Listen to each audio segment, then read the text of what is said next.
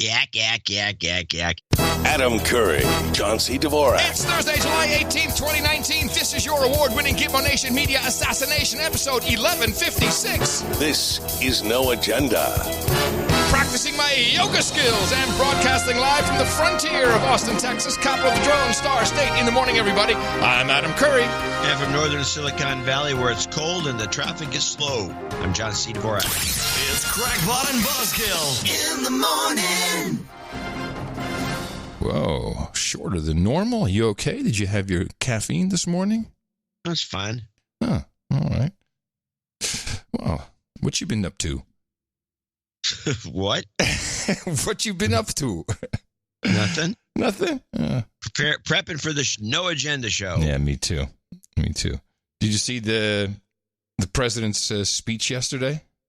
The one at North Carolina? Yeah. No. Oh, my God. Well, it's just, I know he's got some new material. Yeah. That's why we tune in. You know, we usually watch, we watch a combo before 7 of MSNBC, CNN, then, we'll probably watch Tucker Carlson at 7. No way. Not when Trump's on. I had to switch to YouTube. That was fantastic. He literally comes in and says, I got nothing better to do tonight than be here. So, you just know it's going to roll.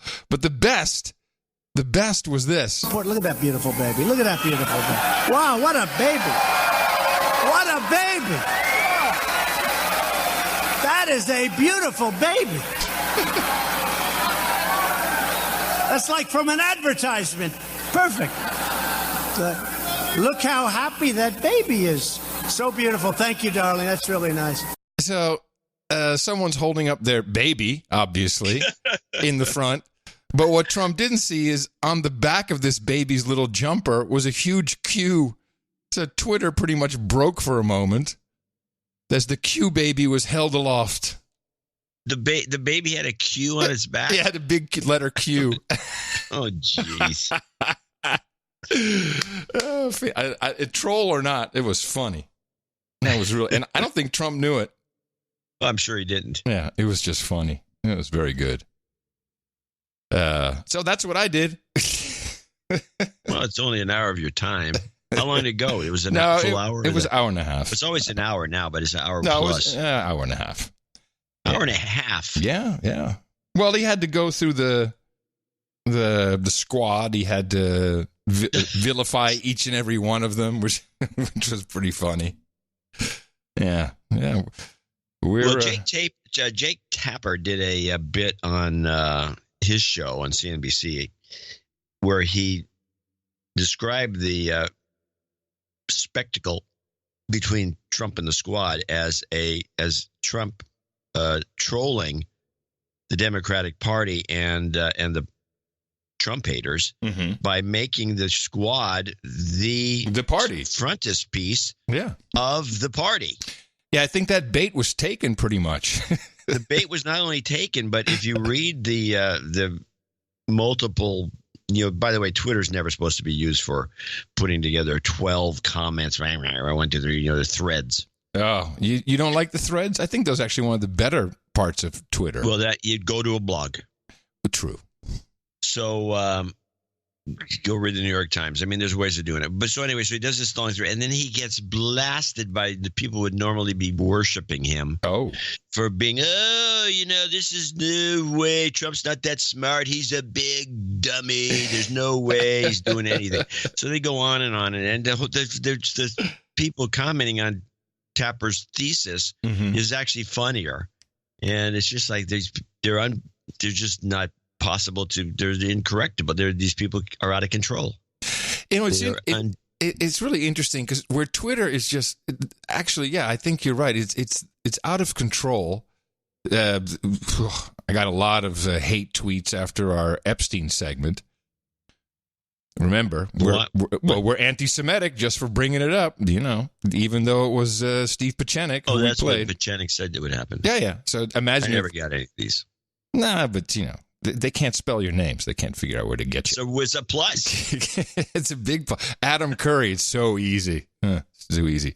But interestingly, on noagendasocial.com, the Fediverse the Federation is actually pretty calm, and even with the onboarding, let's put it like that, of Gab.com. And it's a very weird experience, actually. In the late 90s, early 2000s, we were still building out the network, and we had peering agreements. And if you couldn't peer with a certain network, then you because your traffic was too low or it was out of balance, and you had to buy what is called transit to still get to that network. And this was really the architecture of the network itself. And it feels a bit like that, where all of a sudden just this new network shows up, and this people over there on Gab, then they're communicating to noagendasocial.com. It's hard to explain, but it feels oddly comfortable how these things, just new stuff, new people show up every single day. And I think Minds.com is now saying that they're going to federate. I think they must have about 1 million people. There's a couple others that could do it too. Yeah. Well, I'm glad you're enjoying yourself. I'm enjoying the future, my friend. You can stay on that little Twitter. Twitter's going to be dwarfed pretty soon, unless they federate. I still think Jack Dorsey is smart enough to do it. And, if he did, he might be able to dominate. I think so. Yeah, because what everyone argues about we're talking about Mastodon, the open source, federated network of servers. Mastodon. What everybody complains about is the interface. That's why you have Pleroma, you got Pixel, and all these different versions of it. And there's some, video specific sites that are also federating. So Twitter can just be its own interface. It feels so much like the AOL days. Twitter is now AOL. Oh, nothing like those good old days. Twitter is America Online. I wish AOL was still dominating this thing. Keyword, no agenda. And they open up, like you could click on a special button and, there was a web browser. Oh, my goodness. And I can look at the internet. And then before you knew it, everyone was like, that dangerous stuff over there, that's where I want to be. I don't want to be on this safe keyword business. Now, don't tell Jack that's what's going to happen. But I think you should still give it a go. A lot of people made a lot of money with America Online. Yeah. They sold it 5 times. What was the guy's name? He was our board member, Ted. He owns the hockey team now he owns the Leonsis. Ted Leonsis, exactly. That guy made some money off of AOL. Whew. Well, Steve Case made some money too. Yeah, I remember Steve Case tried to buy my first company. Yeah, I should have sold it to him. Yes, you're right. It's all going to be in the book. Remember that? When I didn't sell it to Steve Case? Oh, well. Well, at least you're not in the same league as Pointcast, one of my favorite. Oh, that was so cool. Yeah, hey, the network's down. So, hey, turn off Pointcast, everybody. You're sucking up all the bandwidth. And another flop was Friendster. Everything for social networks, and they couldn't quite bring themselves to sell out. Fools. How much you there's like a 10 million, but you could be making, you have like, let's see, you have $500,000, you have $50 million in your pocket and a bunch of stock. Nah. So. Why do that? That'd be crazy. Yeah. Oh, well. Went by. Yeah, I heard it actually. So you did? I did. I have a number of C-SPAN things that I watch, but first, you played a pretty funny joke on me on the last episode where you told me I was listening to Kamala Harris, and it was a lie. Lies! Because it was Marianne Williamson who right away just launched into... wait, actually, I should see if I have that clip. You know what it was? It was probably called Kamala Harris. Yeah, Kamala something or other. Let me see. Let me see if we can play that clip. Because, you had me going for a second. Kamala in South Carolina? Or on a roll quiz? On a roll. Here we go. This is what you played. And it wasn't Kamala Harris. It was Marianne Williamson, also a Democratic candidate for the nomination. I want the real thing, ladies and gentlemen, not just superficial things. I want a Department of Children and Youth. I don't want to just talk about Medicare for all, although we need it. We need to talk about the chemical policies and the environmental policies and the food policies and the agricultural policies that are making us so sick. And I don't just want to talk about race-based policies, because if you just talk about race-based policies, you're leaving open the question of whose fault that is. We need reparations, and we need reparations because reparations do more than pay money. They are spiritual power. They are inherent mea culpa. They are an acknowledgement of a wrong that has been done, a debt that is owed, and a willingness to pay it. And in addition to that, ladies and gentlemen, we need to do more than just endlessly prepare for war. And we need to do more than just say things like, we need to bring the boys home. We need to challenge the underlying forces that make all this darkness inevitable. We need to challenge the military-industrial complex. We need to talk about war as too big business. We need a Department of Peace. By the way, that was the tip-off, the military-industrial complex. Okay. So wait, you can't play that without playing Kamala's clip in South Carolina. Oh, just to give you the contrast. Yeah. South Carolina. Good morning. It's good to be in the Palmetto State. Thank you all. I can't listen to him. So I'm thinking, this is reparations. Like, I got to check this Kamala, Marianne Williamson out with the ADOS community, with the American Descendants of Slavery. And there was one other video that came out on show day, and so I sent. Now I figured he had listened to it, but then I also sent this next clip of Marianne Williamson to producer Mo, because this is my one black friend, and he always tells it to me straight. And I was curious, and what do you think about her? Is she a possible candidate? And I added to that this interesting session Marianne Williamson did at the Unity Church in Houston, which is a pyramid. I'm not quite sure what denomination this church is, but this is what she was doing. So to the African Americans in the room who would wish and be willing to participate in this, please stand up. And now I'd like to ask white Americans who are sitting near you to please stand up. And if the African American citizen would be willing to allow a white American who wishes to apologize to you and take part in this to hold your hands.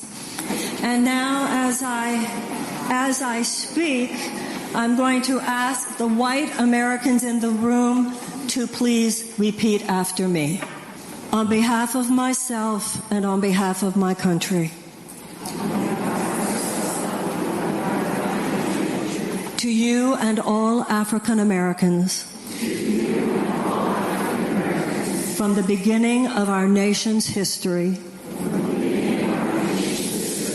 in honor of your ancestors and on behalf of your children, please hear this from my heart. I apologize. Please forgive us. So this goes on for about 15 minutes, and so it's a whole bunch. It's in the church, a whole bunch of white people touching the black person next to them. And I understand the idea. I see where she's coming from until this part of the little ceremony. Please accept my apology this night. It is for you and for your grandparents and their grandparents before them and their grandparents before them.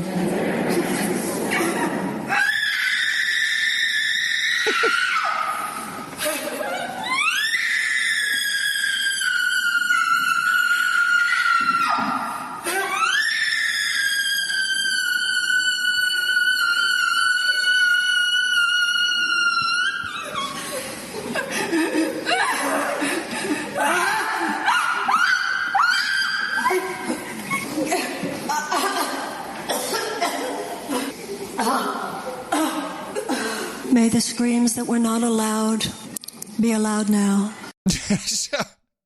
What? So this is that her screaming? No, this is one of the congregation. And Mo calls me, he says, black people will never vote for this woman. This is like Kundalini yoga.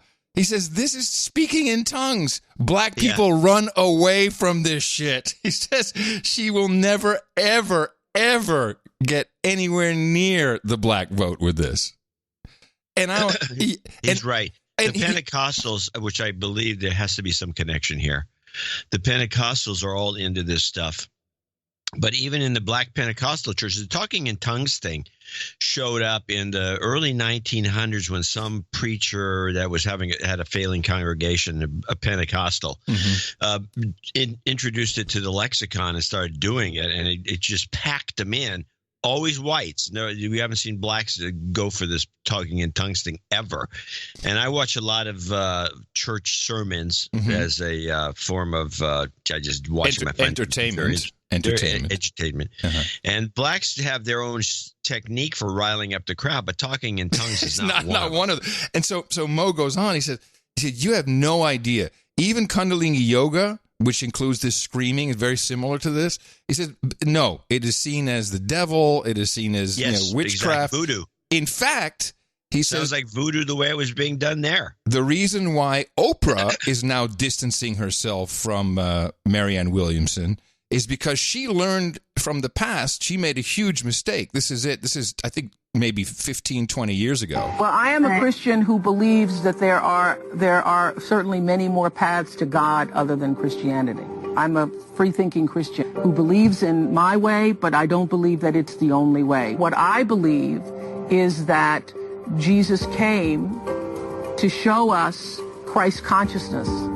So if you're not, 100% kind of on board with the original Christianity vibe, it's black people do not like it. In fact, he said that when the rumors came out about Hillary Clinton and the spirit cooking, you remember that? He said that really turned off a huge portion of black America. Like, even if just the rumor was enough. Don't want any. If you look at hip hoppers, rappers, they always have a cross on. They call Jesus pieces. They got all their religious gear because you got to have all of that. Otherwise, you just won't be accepted. So you can put that on your list, Mary. Even though we don't think she had a chance, Marianne Williamson she didn't have a chance. Definitely not going to do anything with this. You thought she had a candle's chance in hell. Nah, yes, very funny. I thought for a moment, maybe, but no. And that's a little nutty, man. That yelling stuff. So was it a plant in the audience that was doing the screaming? No. This is, remember, the Unity Church. Go look at this thing. It's a pyramid. There's no denomination. Doesn't really explain what kind of church it is. So it's one of the. Somebody was screaming. Yeah, one of the congregation. Actually, two people started screaming. So I'm asking, do you think, because I've seen this happen in No. It was meant to be. It was. It was planted. It's not against her. Scripted. Not against her. No, it's planted for her as part of her bit. Oh, of course. Yeah, that's what you mean. Yes, of course. That's part of the show. Yeah, it's part of the show. Yeah. So, yeah. Anyway. Because she walked right into the next line. It wasn't like it was something that was startled her. No, in fact, she was in the back of the church, and she just slowly walked forward and put her arms around the woman, and it's okay. Everybody's good. It's fantastic. Oh, what a crock of crap! Nice to see. Nice screamer. I mean, she could get voice acting work if she. No, it was a fantastic scream. I expect that to be in an end of show mix somewhere. Yeah. Not by itself. It's not a solo. No, it has to be incorporated. Yeah. So that's my 2020 news, I think. I don't think I have anything else for the U.S. Except for the Biden gaffe. Oh, I didn't get the Biden gaffe. Here it is. Where is it here? Let me put it. Got to put it in the player for it to play it. I will apologize for deportations if, in fact, you were deported because, in fact, you're engaged in a misdemeanor and/or your family was separated. We need family separation. Yeah, that's the one I had. That's the clip I had last show that I didn't put that part in because I thought it was not as germane as the rest of the clip, which was nuttier. Well, by a standalone clip, I think it's pretty decent. Yeah, no, I probably should have done it. It just shows that Joe's got Same problems Trump has, except Trump's president, Joe's fighting for it. So it's going to be interesting. Two old guys fighting. I do have a few things. I have a couple of series of clips. Okay. And different. I have some of the opening of the squad.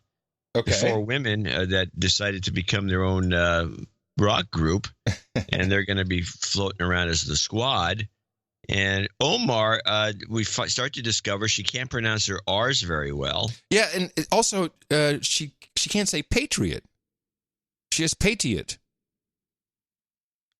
That's because there's an R in there. Yeah, she can't say patriot. She would be the type of person who would say woot beer. That her R's are W's. Woot beer. Let's laugh about speech impediments. Nice. Okay. Why not? That's what the show does. But she did. But you just brought the gaffe up, so that's what led me into this because she had an interesting gaffe. See if you can pick this up. This is the Omar quotes. As Martin Luther King said. Right there. I heard it the first time. Martin. It's Martha. It's Martin Luther King. It was Martha Luther King. As Martin Luther King said, all we say to America is, be true to what you say on paper. I believe this is a pivotal moment in our country. Yeah, sometimes she can't. By the way, what did that mean? It's a pivotal moment in our country. No, but what she says, Martha Luther King said, be true to what you put on paper or something. I mean, play that whole clip again. Tell me what she said. Okay. I love our government. As Martin Luther King said, all we say to America is, be true to what you say on paper. I believe this is a pivotal moment in our country. All I heard was Bivotal, and I forgot everything else. Yeah, I forgot everything else. The problem with Omar, she's beautiful. I mean, you just look at, why do I dislike you? But she's really pretty. She would be a model in easily in Epstein's. Anywhere. She looks like a model. She's a little too short, but she has gorgeous features. There's no doubt about it. Yes. Let's play her. I got 3 clips from her. But the thing that bothers me is she brings out all, and I had to upgrade the Trump rotation. Oh boy, we have an addition? Yes, there's 2 that were left out. Okay. One, now this puts is children in cages. TrumpRotation.com, everybody. TrumpRotation.com. I had to add puts rotation. Hello. Puts children in cages. And the second one was wants to separate families. That's what he wants. Yes. When you see Trump, you're seeing a guy who wants to separate. Wait a minute. Didn't we have? I want to separate families. No, wait a minute. Isn't Rip's babies from mother's arms already on the rotation? No. Rip's babies from mother's arms is maybe another one I should put. I should put a slash Rips because that's actually an extension. They're both the same. Rips. Yes. So let's play Omar 2 because now we start to hear the kinds of these memes that the Democrats are relying on to get people worked up, and one of them is just outrageous. Right now, the president is carrying out mass deportation raids across this country in each one of our districts. Right now, the president is committing human rights abuses at the border, keeping children in cages, and having human beings drinking out of toilets. Forces people to drink out of toilets. Now, this has been so debunked. Yeah. And maybe we should repeat what it is that they're talking about. The various agencies and some prisons have found there's some company that makes a toilet that is also a sink and a drinking fountain. It's all part of its giant stainless steel one device. It's a floor wax and a dessert topping in one. Yeah. It's like it's actually a pretty efficient looking thing. It's got a toilet at the bottom, and then it extends up to a sink where you can wash your hands, and then on the sink I believe there's a drinking fountain. Mm-hmm. But drinking from that is not drinking out of toilets. But that's what they want to promote, which is okay if you want to be a liar. Mm-hmm. but then nobody seems to care about them lying. Okay, let's go with her third comment that I clipped. This is a president who has called black people who come from black and brown countries shitholes. Okay. Black and brown. Now, what she said here is that the president is calling the people shitholes that come from black and brown countries. Those people, he's calling them shitholes. Yeah, let's just listen to it again to make sure that's what she said. This is a president who has called black people who come from black and brown countries shitholes. I mean, this is rich. I mean, how come this is gold, comedy gold from this woman? I don't understand why people aren't paying more attention to. Oh, she's so right. He told her to go back to her home. I mean, and for those outside of the country, this is quite the news story here. The distraction of the week, although set up that way by the president for the reasons you mentioned to make the whole Democratic Party look nutty. Yes, because the Democrats they're kind of caught in between. They're having to defend these people, these four women specifically, who are haters. Let's just start with that premise. Mm-hmm. One of them, the one from Washington State, is just a horrible person, and all of them are pretty rotten. And but they've got to defend them because they're fellow Democrats, and nobody, they've been had, is the way I see it, by Trump, and they don't seem to. They kind of know it, but they can't do anything about it. It's very strange to watch. Now I also saw a little bit of posturing and infighting, just body language. When a question was asked, and AOC, or as the president now says, Cortez. God, I should have clipped that. I forgot about it. Last night he says, Alexandria Ocasio-Cortez. Cortez. It's just too long. It's too long. I can't say the whole name. I'm just calling her Cortez. So Cortez, AOC, wanted to answer the question, and Omar jumped in and physically pushed her away. Who pushed who away? Omar pushed AOC aside to answer the question. It was just a body language thing, but AOC, she looked nervous too. AOC didn't seem like she was very comfortable with the whole horsewomen of the apocalypse on stage. She seemed. I watched that whole thing. I guess I didn't pick up on the push aside thing, but. I don't think she was prepared for it. I don't think she's uncomfortable necessarily with being part of this group, because I think her chief of staff, the guy's running everything, the social justice warrior guy. Yeah, the Justice Democrats. Yeah, sorry, Justice Democrats. I don't want to get these mixed up. So I don't know. It's something to watch for sure. It could end up as the squad could only be 3. She bails. No, that's doubtful. She has no say in the matter. She's just doing what she's told. Yeah, pretty much. And I'm sad about it because I thought, oh man, you remember I was kind of. You were jacked up. That's your interpretation, but I thought she was very interesting. I liked her a lot. I liked how the whole package was perfect, and but she falls apart all the time. She just can't do it. She's a dummy. No. I don't like people calling people stupid or dumb. Yeah, I know you don't. Yeah. But. Yeah. She's not the brightest bulb in the pack.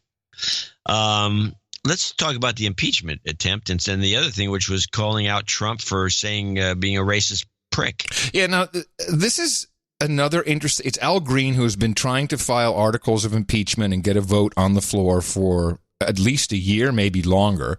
No. Right from the get-go. Okay. Longer. Maxine, right, as soon as Trump took office. I think you're right, yeah.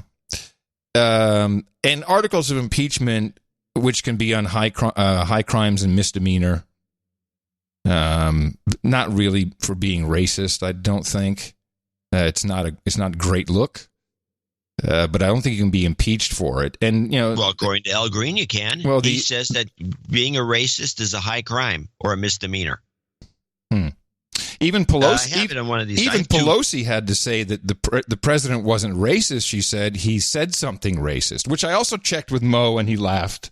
Said, black people don't think that's racist.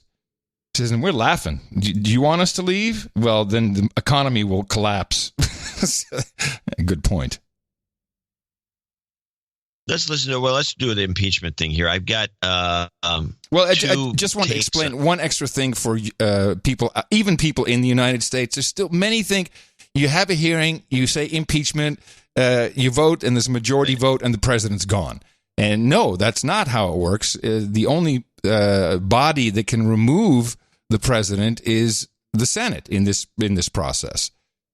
And there's no way they have the votes.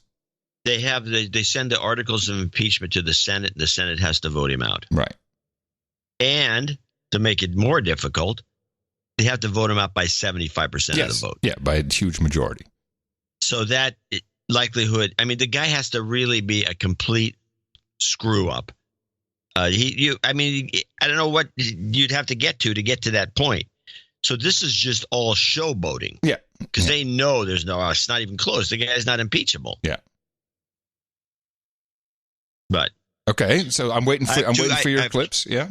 Yeah, I got a CBS versus NBC. Okay, let's talk about CBS for a second. Nora O'Donnell finally came in. Now I'm gonna put on my executive hat because it's gonna be again. Okay, how did she look? What's stupid? Did she look? Like no, I'm fine. Horrible things that I do on the show. Now Nora comes in. Mimi's here, and she's watching it when she does her first show. She says, "Oh my God!" And she goes nuts. She thinks, "Why is this woman I told she's the anchor? Mm-hmm. What? What happened to the other guy?" And so Nora comes on, and then I notice, and she's got her normal morning show hairdo and the whole thing. She comes on, and it's immediately obvious what the problem is when you see her. She has unbelievably dead eyes. Ooh, is this something new from Nora? You know, I think she may have in the morning show. They have her lit a little differently. And they don't have just to focus on her head, and it may not be. I mean, she's usually either glowering on the morning show at somebody that's a Republican. I never noticed the dead eyes before. Right. It could be the situation where her eyes just have to die, or maybe they gave her a drug. I have no idea, but it's so noticeable. And so you look at it and go, ugh. And of course, her ratings plummeted way below Jeff Glor already. Oh. So CBS, is having meetings like something like what we're talking about. And so they got a problem with her. So the next day, she comes on and she does a remote report in the wind. So her eyes are squinty and you can't really see her dead eyes. Can't see the deadness. And they got her made up differently where JC is in the house and he looks and says, is that, and he's thinking it's some sort of a deep fake because the face looks fake because of the makeup. Uh-huh. And I'm saying no. And then the worst part is they put her in a kind of a man's shirt and they clipped her hair off and gave her a pixie cut. Is there video or photographic evidence of this bad look that you speak of? I actually took one of the I took a shot, and I'm going to put it in the next newsletter of what I thought was the worst. And then she was glowering because everybody else started off with all kinds of stories about the weather and Epstein and one thing or another, but no. She made sure because the anchor of a news hour is typically the editor-in-chief. Mm-hmm. And so she started off the whole thing, and the whole beginning of the show is about the border crisis. Right.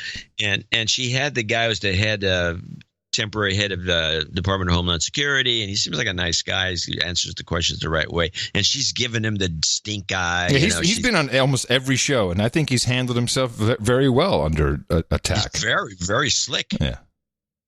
And she's giving him the glower, and then they could cut back to her in the field, and the wind blowing on her, and her eyes kind of squinty, and she's just got that. She's got a look on her face like she smelled the world's worst fart. And it's just stuck on her face. Hey, is it glowering or gowering?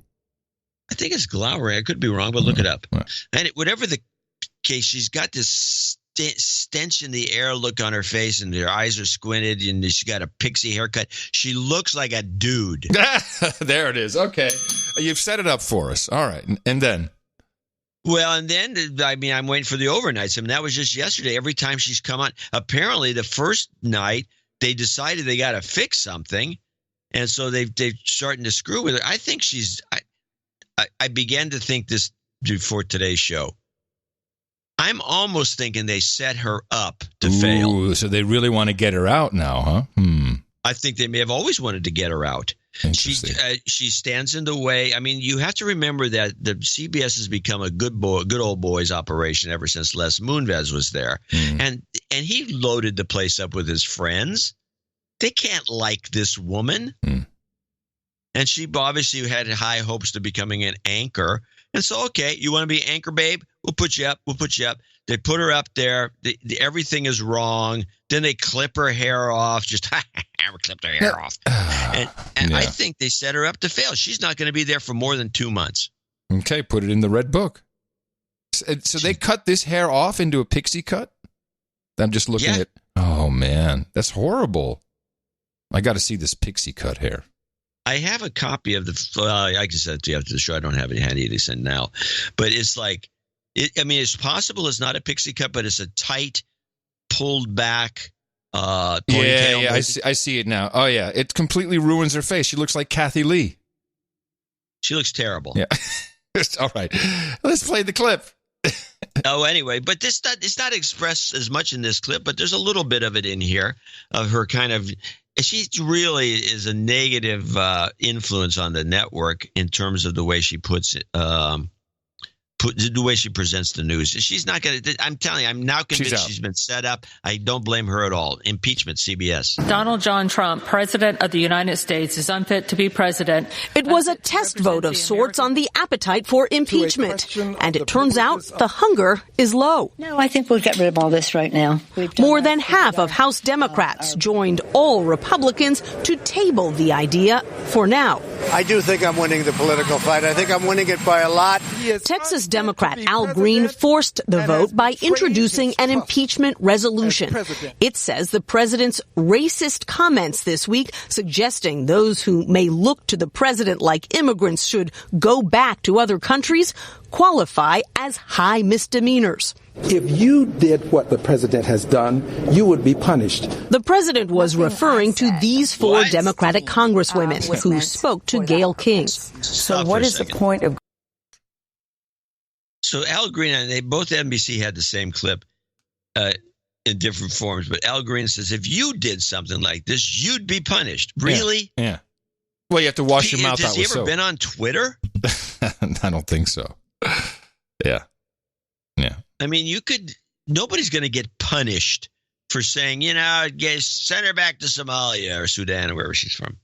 Anyway, go on. Look to the president like immigrants should go back to other countries, qualify as high misdemeanors. If you did what the president has done, you would be punished. The president was referring to these four Democratic congresswomen who spoke to Gayle King. So what is the point of going through the exercise of impeachment when it doesn't look like it will go anywhere? The Watergate class didn't have the votes in the Senate side. They didn't function from that place. They function in putting the country first. But Democratic leaders prefer to wait. And for now, most party members appear to be with them. We have 6 committees that are working on following the facts in terms of any abuse of power, obstruction of justice, and the rest that the president may have engaged in. The president, arriving in North Carolina for a rally tonight, called the results of this vote overwhelming and said that's the end of it. But with special counsel Robert Mueller set to testify next week, Nora, this wasn't the end of anything. Oh, God, I'm so tired of this. Mueller. All right.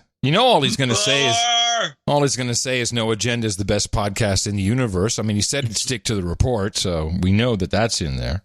Oh, that's in there. Yeah. Now, you can contrast that with NBC. Now, CBS is, I don't know what they're thinking, what they're up to or anything at this point. And the Nora thing is just baffling. It's just obvious that some want to get rid of her, and this is one way of doing it. You send somebody upstairs to the point of incompetency, and you just then screw with them, make them nervous. I mean, it doesn't take a lot if you're in broadcasting to be surrounded by people everyone telling you you're doing it wrong, you're no good. That's pretty much what broadcasting is. Podcasting even. Are you kidding me? Podcasting. You didn't do that. You didn't handle it. You didn't say that. Yeah, put a time code down as a possibility. It's possibility. Let's go with him. Here's the rundown on NBC. No impeachment for now, as the very vote Democratic leaders had hoped to avoid is forced to the forefront by a single lawmaker, Congressman Al Green of Texas. He's arguing the president's racist attack on 4 freshman lawmakers, telling them to go back to their home countries, has demonstrated that Donald Trump is unfit to be president. Today, we take up punishment. I will vote to impeach him. If you did what the president has done, you would be punished. But Green's motion was effectively killed for now in a vote late today. On this vote, the yeas are 332. That's because, despite pressure from more than a third of her caucus, House Speaker Nancy Pelosi has opposed impeachment, concerned it distracts from Democrats' policies. She prefers to proceed with a series of congressional investigations. That is the serious path that we are on. Not that Mr. Green is not serious, but we'll deal with that on the floor. The president, today, unfazed. Do you think you're winning this political fight? I do think I'm winning the political fight. I think I'm winning it by a lot. Why? I think that they are not espousing the views of our country, the 4 congresswomen. I'm not relishing the fight. I'm enjoying it because I have to get the word out to the American people. And you have to enjoy what you do. Now, another escalation tonight. Attorney General William Barr and Commerce Secretary Wilbur Ross voted in criminal contempt of Congress, an extraordinary move by Democrats frustrated with the White House's refusal to comply with subpoenas about a controversial citizenship question on the 2020 census. And late tonight, we are hearing from the president about that impeachment vote ahead of his rally in North Carolina. He's calling it a ridiculous project, saying it's time for Democrats to get back to work. You know, I always say every country gets the government deserves, and we're really getting that here. We really are. I mean, from all sides. It's tiring, it's dumb, it's childish. Unfortunately, it's how American politics works. You know, discredit. It's incompetent. Discredit. Call him a racist. Call him. It's just back and forth, and it's been that way forever. It's just now it's amplified because of social media and the internet in general. More news channels. They were calling George W. Bush a racist. They're calling everybody Antichrist. The Antichrist. Well, he might have been that. But it's like that's what we do. That's what we do in our politics, and it's sad. And I think it's a bit embarrassing. Honestly. So you think the No Agenda show should just drop anything that's political? Not at all. Discuss. Not at all. And legalization of dope. No, I do have some things to discuss, but I get this 24 hours a day. This fight. I like the Norah O'Donnell stuff. I like hearing that she's on the outs. I mean, not that I like it for her, but we don't know. This is just my thesis. Yeah, but I'm all in. I know how it works. And if you're giving people, remember, MTV fired me because I wouldn't cut my hair. And I know because the minute I cut my hair, I would have been out because I would have looked like a penis with a leather jacket. Yeah. So, no, you had the right idea. Well, she obviously knuckled under this hairdo. Yeah. And the boy, and then they put her in this. I'm telling you, the photo I have of her, which I'll run in the next newsletter. She looks like a little boy, or she looks like a metrosexual guy from maybe a 20-year-old. Gotcha. It's just terrible. I mean, you just look and you say, "What are they thinking?" And then that's when it dawned on me. I said, "Oh, what are they thinking? These guys aren't stupid. They're just trying to screw with her." So there were a couple of interesting oversight committees. And before I say that, just sticking with the candidates. So I read the article, the one that I don't know about Mayor Pete, and everyone got all in a huff about that article, and then the article had to be pulled, and the only thing I learned, and we talked about this in the last show. By the way, the article was dull. The article was dull and dumb, but what I learned is, as we know, in certain gay circles, gay men, they have nicknames. So Elton John famously, his gay name is Sharon. And there's a lot of these Marmadine. I've heard all kinds of. They're kind of like funny. It's campy. And from this article, I learned that Mayor Pete's gay name is Mary. It's Mary Pete. I thought that was the only thing of Mary. He kind of looks like a Mary. Mary Pete. I don't think it's right for us to call him Mary Pete, but it's interesting to know in the gay community, community, whatever that is. Amongst some gays, they call them Mary. So there were a couple of other interesting sessions. There was a censorship and Google session, which I liked. And the one I thought was most interesting, particularly as it pertains to being off the grid. And as you know, what am I going on, 2 years now without a smartphone? I think it's about almost 2 years, isn't it? It's been a while. Yeah, let's just call it 2 years. And there's seems like an eternity. There's a misunderstanding. A lot of people think, well, you can get tracked. The government can track. Yeah, of course. That's not the issue. The issue is apps. The issue is the information your phone has on you, such as how you're holding it, where you are, what location you're at, how often you go there, browser history. And these apps have a lot of permissions. I mean, we remember... They won't even let you use some of these apps. I wrote an entire column about all the permissions that the Google Navigator asks for. They pretty much own you after you say yeah to the maps. Yeah, well, the whole Android platform is kind of a spying platform. And when I say spying, it's really... No, you mean spying. When I say spying, you mean spying. You don't mean anything else. You're not meaning anything else. It's spying. I don't mean the government is spying on you. I mean the it really comes down to banking. That's and this is what I want to talk about. So there was the Financial Oversight Committee had a hearing, and they brought in the one guy who is the Facebook representative for Libra. This is the so-called cryptocurrency that Facebook wants to launch, and they had this big white paper, and they have 27, 28 different partners, and they want to do digital money. And they launched it in a kind of a disingenuous, well, I don't know if it was them, but the marketing is everything. So the idea is, this is a crypto, and it's going to be, no, it's not. It's a centralized token, really, that will represent, it's in fact, it's more like an ETF, an exchange-traded fund, that your money is going to be a part of. And why and how and all of these things came up in this session. And there were some good speakers, and they did have some crypto experts. In fact, one young woman is a Bitcoin expert. She had some interesting things to say. But it all kind of kicked off before this session with a message from the Secretary of the Treasury, the man whose name is on the U.S. dollar, Mnuchin. Last month, the Libra Association, a consortium of 28 businesses, including a Facebook subsidiary, announced that it is developing a cryptocurrency called the Libra. The Treasury Department has expressed very serious concerns that Libra could be misused by money launderers and terrorist financiers. Cryptocurrencies such as Bitcoin have been exploited to support billions of dollars of illicit activity like cybercrime, tax evasion, extortion, ransomware, illicit drugs, human trafficking. Many players have attempted to use cryptocurrencies to fund their malign behavior. This is indeed a national security issue. The United States has been at the forefront of regulating entities that provide cryptocurrency. We will not allow digital asset service providers to operate in the shadows and will not tolerate the use of the cryptocurrencies in support of illicit activities. Now, with that, Bitcoin actually took a pretty big nosedive after that announcement came out, and the president reiterated that, and it's starting to climb back up a little bit since then. I think also since this Facebook hearing, because the guy didn't really do too well.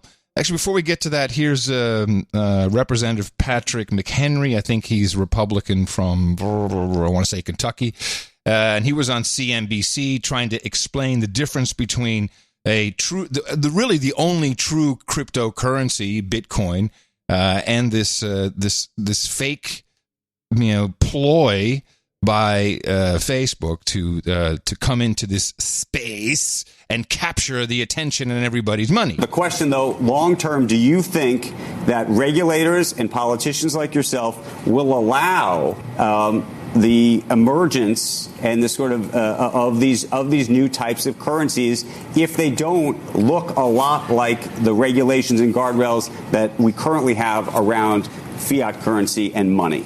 Well, I think there is no capacity to kill Bitcoin. Even the Chinese, with their firewall and their extreme intervention in their society, could not kill Bitcoin. So a distributed ledger, full and open, as in the essence of Bitcoin as a first mover in this space, the developer of this technology of blockchain and digital currencies. Let me just ask you a question related to that, because Bitcoin has fallen in large part. My point here is you can't kill Bitcoin, but new iterations of this that are trying to mimic it, that are not fully distributed, that are not fully open, there are different mechanisms to kill it. You say you can't kill Bitcoin, and to some degree I agree with you, and to some degree I don't. If you said right now that Coinbase cannot accept money from an American citizen, if you said that any of these wallets can't accept money, you would affect. I'm not saying you'd shut down Bitcoin. Bitcoin would exist somewhere, and it would be sort of in a sort of a dark web kind of situation. But it effectively would make it very, very difficult for the mainstream to use it. Sure, but I mean, how mainstream is that right now?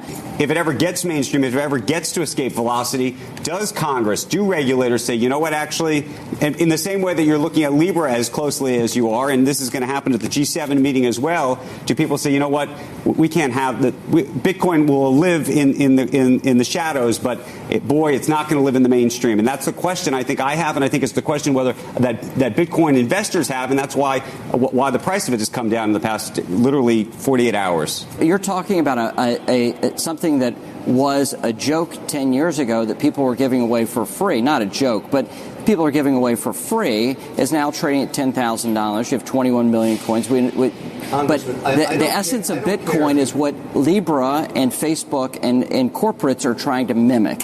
Okay, so now you have kind of a background on what's going on, and we don't need to talk about the validity of Bitcoin or not, even though I'm a maximalist. So they get this hearing underway, and it was pretty much what you'd expect: a bunch of uninformed boobs sitting on the dais asking stupid questions for hours on end. Even AOC, Alexandria Ocasio-Cortez, was there with her obligatory nut job question. Well, currently, the Libra Association is governed by Facebook, Uber, eBay, Spotify, Visa, Thrive Capital, Union Square Ventures, and a handful of nonprofits, as well as some other partners, correct? It is correct. Were they democratically elected? I mean, this is the kind of shit we get. Were they democratically elected? Oh, do you know what's going on, woman? No. There was one guy who... Wow. Yeah, there was a lot of that. Actually, Tlaib was chairing the committee for a while, which was also interesting. She was nervous. She was trying to make it all proper and cutting everybody off on time. There was one congressman, Davidson. I got to look up where he's from. And he knows very well what he's talking about. I think there's a crypto caucus, actually. And it must be Republicans, although I'm not sure of the total makeup of it. But, there's some people who do understand what they're talking about.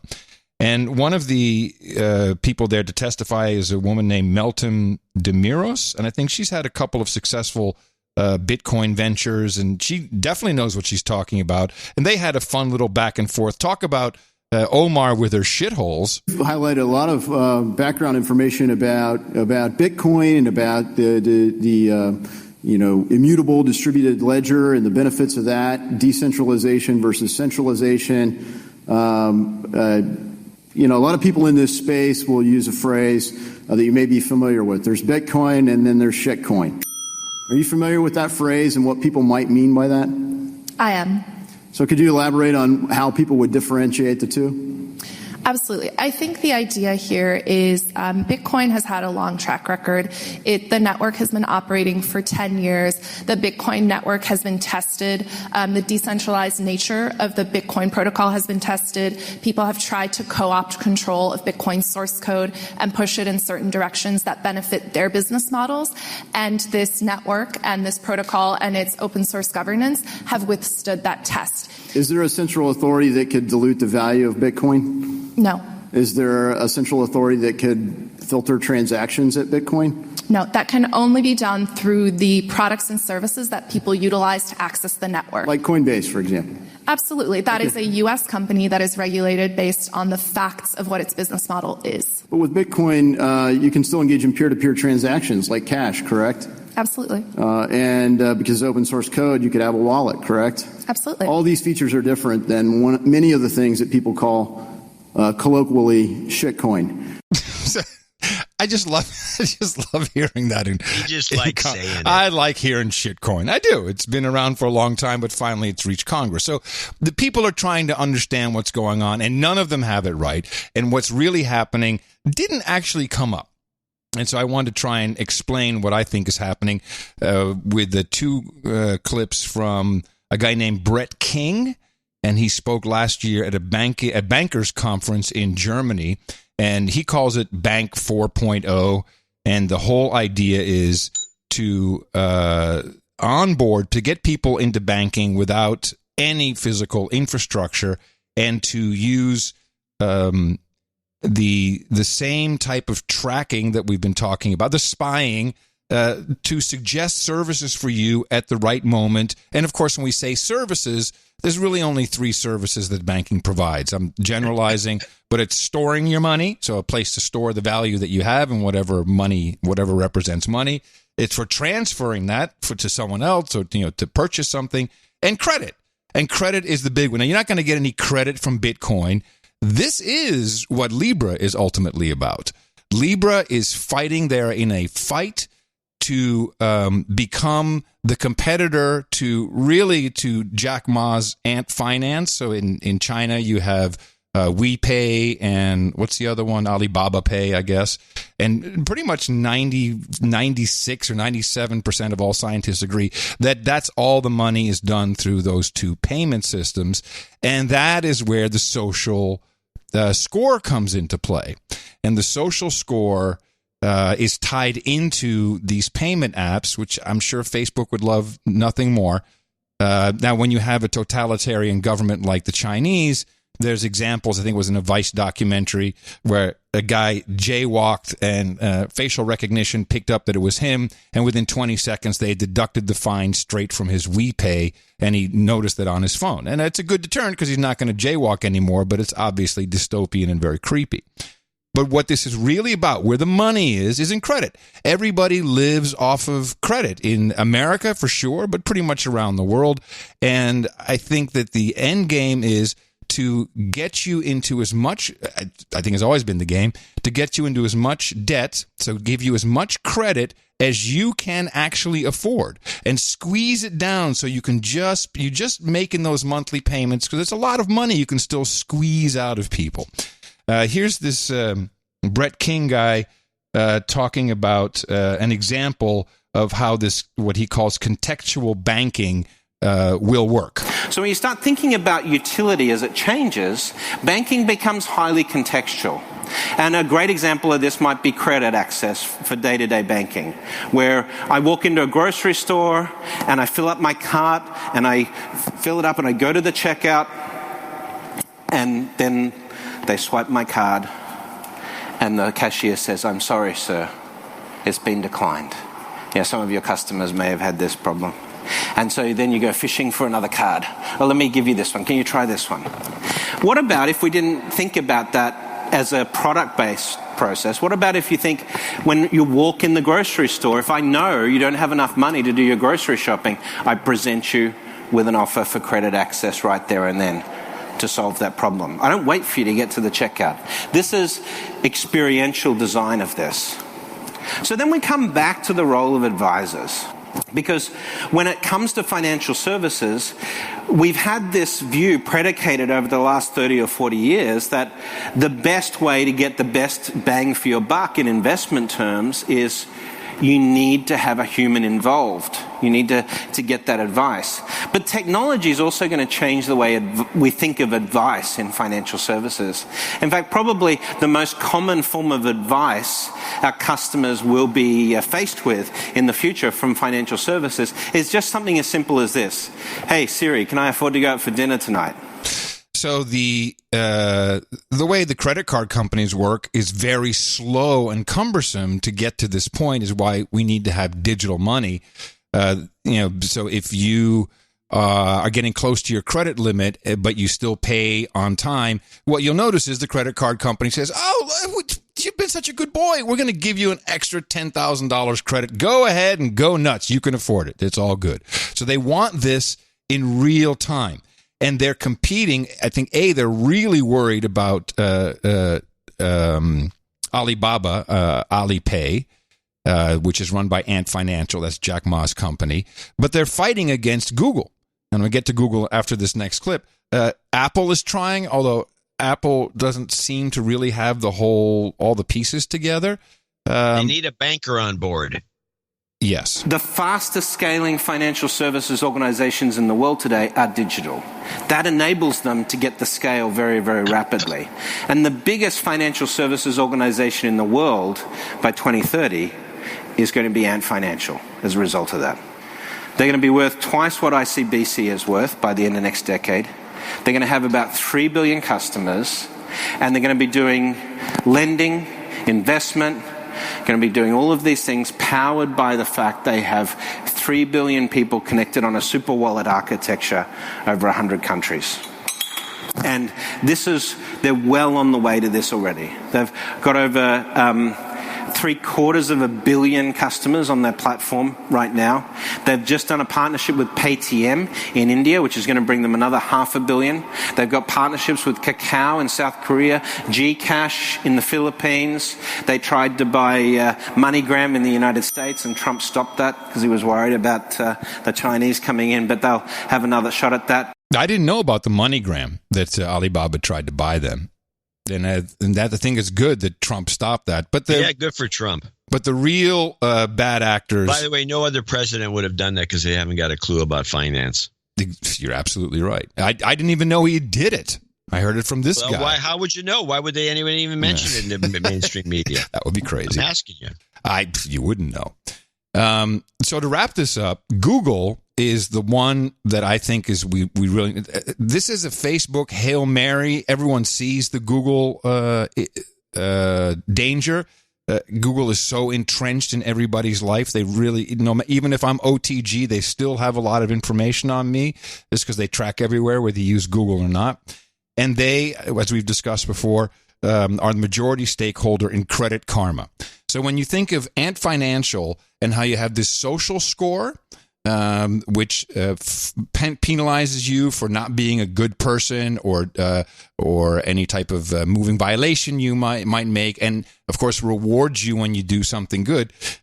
I can tell you that is now in place, and I think it is the Vantage 4.0 score, which is what Credit Karma is based on. And we've talked about the FICO score, which is still used by most major mortgage lenders and auto financiers, which is compiled from very different, very stodgy, very old data sets, whereas Credit Karma is basing your trustworthiness on your timeliness of paying your utility bills and other certain types of things, and it is modifying people's behavior to be better so they can give them more credit. I know I've said this before, but I went looking at Credit Karma and trying to figure out how they tie in, just looking for some more information on what their future plans are. And it was much easier for me to just go to the public marketing side and just grab a couple of their YouTube videos to show you not only where their head is, but how people think about their credit score. Again, this has nothing to do with your actual, what used to be important FICO score.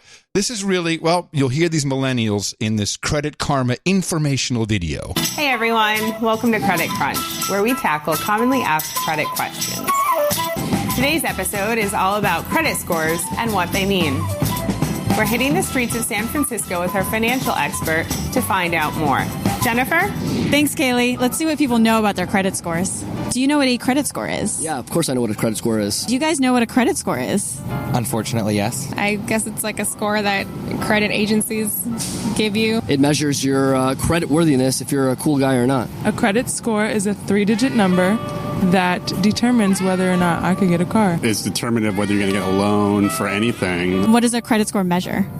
How much credibility you have with borrowing money? That's almost like a judgment of your ethical character. Like how well you utilize your credit. Essentially how much the people that's giving you money trust you to pay it back. Who do you think uses credit scores? Mortgage companies. Credit card companies. Some jobs do. I think they evaluate their risk as far as, are you going to pay them back? Credit scores can be confusing. Simply put, they're what lenders often use to gauge whether they can trust you to repay your debts on time. The higher your credit score, the better. There are many factors that could affect your credit score. Thanks for watching, everyone. If you liked our video, give it a thumbs up and subscribe to Credit Karma's channel. So you heard it there. You heard it there. Your character in general, you can't get a job. And yes, that is what this is being used for. They're tying it into... This has been used for this purpose. We've talked about it on the show at least 5 years ago, long before the thing happened in China.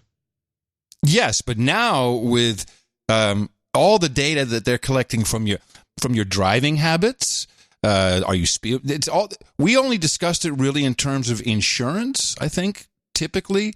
But now it's going to. No, we talked about it in terms of getting a job because I think. A job. Yeah, you're absolutely right. But now Google is doing something very interesting. They are launching a lot of different services or buying into services, just outright acquiring or becoming majority shareholder, without their name on it. So Credit Karma is the big one. Some outrageous, like 70 million people are using this. And they've groomed 70 million people into doing certain things. Health ties into this. Your health data is in your phone. It's in a little health store. And of course people go, oh, I don't care. I'm just going to give that Credit Karma app access to that. They can take a look at that.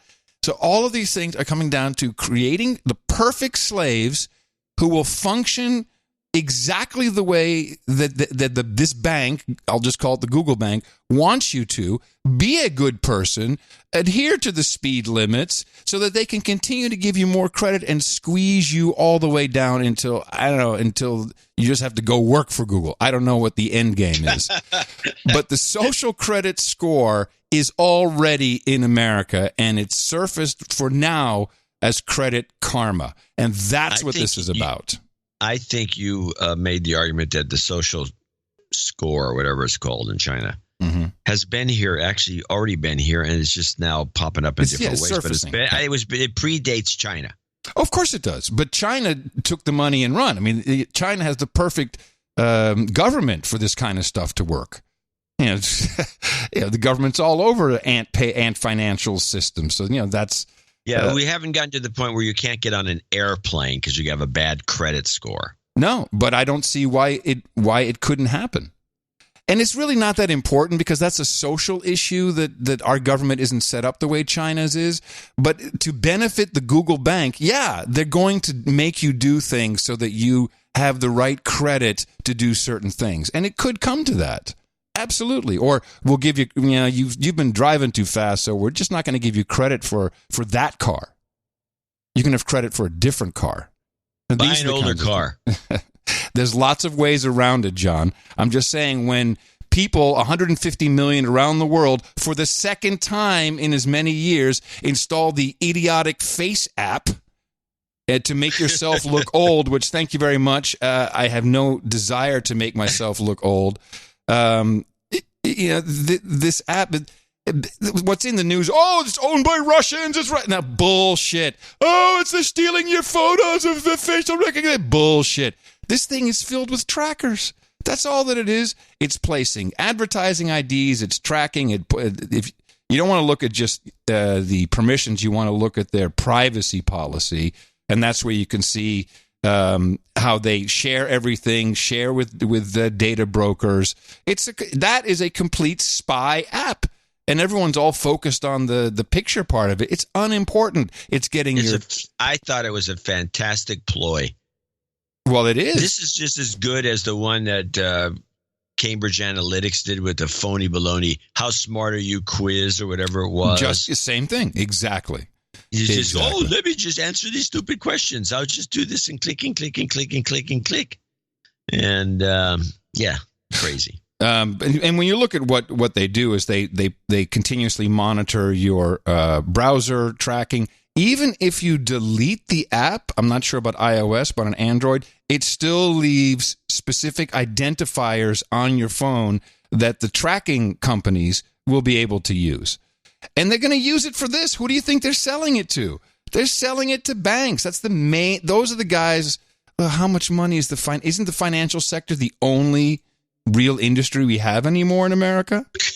Isn't that what we do now? It's true, but it's a funny idea. It's true. We're getting there. It's what it is. So that's why you need to get rid of your smartphone. And it's not just for yourself. It's for everybody else. And of course, I know I'm everybody. I know I'm swinging away at the windmills because the millennials today are IDC. I don't care. They know everything anyway. I don't care. I don't care. Whee, it's all fun. I got those sparkly toys.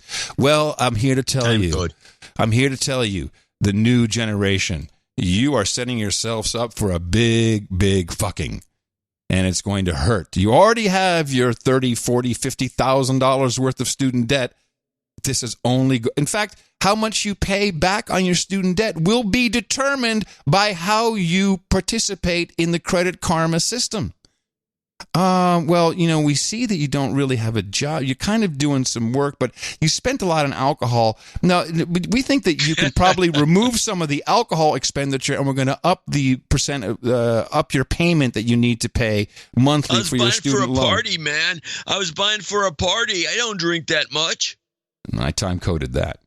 So that is the danger, and that's where we're at. And so it's not going to be like China. It's going to be much worse. You're going to be a true slave of your own bank, of your bank. There you go. Be warned, people. I have one question. I think that was a very good presentation. Thank you. I have a question about millennials just before we take our break. Well, I have a question for you about your presentation first. Sure. The sure thing. You're a Bitcoin maximalist. Mm-hmm. What happened to the Bitcoin fork? Oh, you mean Bitcoin Cash? I don't know what it was called. I can't remember anymore, but we talked about it when it happened. It was a Bitcoin fork. Yeah. And then what happened to it? It's still working. It's still Does it work? Yeah, well, I mean, I think it's currently at $300 or $400 Bitcoin Cash, but that's a shit coin. It's not the same. There really, truly is only one cryptocurrency. Everything else has its own validity, but Bitcoin is the indestructible one. No one can mess it up. Bitcoin Cash is $313 currently. Huh. Okay. So, yeah. Glad you're keeping up. The question I had: you've got millennials in the house. Oh, yeah. They're crawling all over the place. When they watch television, like movies, I would say specifically, or TV series, do they have the closed captions on? Generally, no, but every once in a while they do, and I usually turn them off. But it's not as though they don't. I know what you're saying because I have seen this phenomenon where there was a period of time where they had to keep the closed captions on for some reason. Why do you ask? Because I have that here at home, and this is what you just said is my experience. Is I flip on to watch something, and I got to turn off the closed captions because they're always turned back on. And I think this may have started with Game of Thrones, but millennials, there's another. I think that they're so. Nobody in this house is a good Game of Thrones person. I think a lot of millennials are so occupied with or so distracted by other screens and other things they're doing, they can't just sit there and take it in and turn the sound up and enjoy an experience. No, they have to be doing something else. And so I miss it. So they're reading. They're getting 70% of the enjoyment. It may just be me. You think it's that high? It may just be me, but I'm kind of throwing this out there to see if this is a thing. I've identified this as a thing, and I wanted to know, how widespread it is. It has cropped up. Yes, it has. Well, with that, I'd like to thank you for your courage and say in the morning to you, the man who put the C in the shitcoin, John C. Dvorak. And it is spelled with a C. In the morning to you, Mr. Adam Curry. Also in the morning, all ships at sea, boots on the ground, feet in the air, subs in the water, and all the dames and knights out there. Hello, trolls, in the morning to all of you. That's right. They are there. They're in the troll room. NoAgendaStream.com is where you can troll along with every single episode. We do them live. We do it live! NoAgendaStream.com, which is not just for this show. You can listen before the show, after the show, 24/7. There's always someone in the troll room. There's always some show going on, and it's a fabulous little community, and it's pretty damn free and open, I'd say. Check it out. Also, in the morning too. Let me see. Where was my? Here we go. Oh, this is not working for some reason. What happened here? Who am I supposed to say in the morning to? This is weird.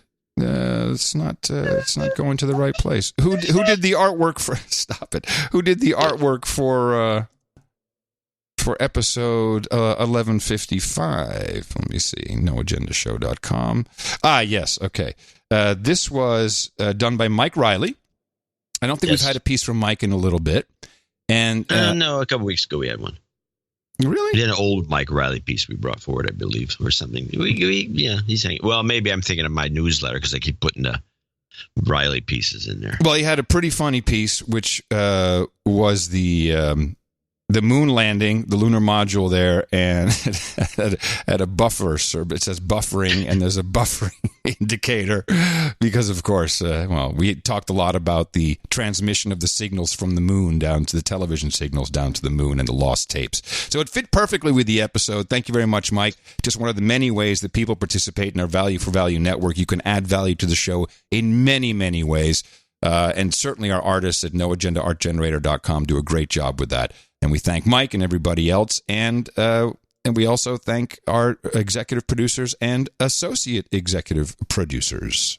I want to say something about the art now that you mention it, because we appreciate art and we have our theories about why it benefits the show just as standalone stuff, because it's a different way of looking at the world. Yes. But it's also for the artists, because a lot of, this is a lot of work for them. Because they have to listen to the show, which is on real time, and then crank something out. It's like speed art. But as people who are just it's like speed dating, only you don't get lucky at the end of the day. You don't get lucky at the end of the day with speed dating, from what I understand. So it's like it's good for the brain to try to conceive art. Interesting point. And because it's an exercise, because it's not normal. It's nonlinear thinking to come up with these art pieces, and to get good at it, like Martin JJ did out of the blue after working for years and years. It's an exercise in a kind of nonlinear thinking that once you achieve it, it's just very satisfying. I'm absolutely convinced of that. Okay. Well, our artists should let us know if how they feel about these things. Well, it's addicting. Roland Costagner. What do you think? Costagner. Roland Costagner? Yeah, Roland. I think so. Hey, Roland. Well, he's going to change his name anyway, so that's the good news. He's in Addlestone, UK. $1,000 Insta-Night. Woohoo! We need an Insta-Night jingle. And he needs a de-douching. Ding, ding, ding, ding, ding. Oops, sorry. Hi, John and Adam. Firstly, I need a de-douching. You've been de-douched. I've been listening for about a year and a half now, and I thought it's about time to chip in. It keeps me sane knowing that not everyone out there is beholden to the opinions of the mainstream media and the gutter press. I like that term. The gutter press, yeah. You get your gutter press, you get your press, and the gutter press. I'd like some health karma and a F cancer for my mom, who has just been diagnosed with lung cancer, and also some health and relationship karma for myself, and a goat karma. Okay. As for naming, he's going to be an Insta-Night. Mm-hmm. He wants to be named Sir Raleigh of the Weybridge. He says that will do. At the round table, he'd like poutine, in memory of my late father, who was French-Canadian, mm-hmm. and poutine. I think we've had these on the list before, haven't we? Poutine and poutine? I think so. I never heard of poutine ever. I don't even know what it is. Poutine and poutine? Yeah. Thanks again. Keep up the great work. Yes, I'm going to look up poutine while you deliver the needed karma. Yes, and he did not jobs, just health karma, F cancer karma, I believe. F cancer. Yeah, we got that for you.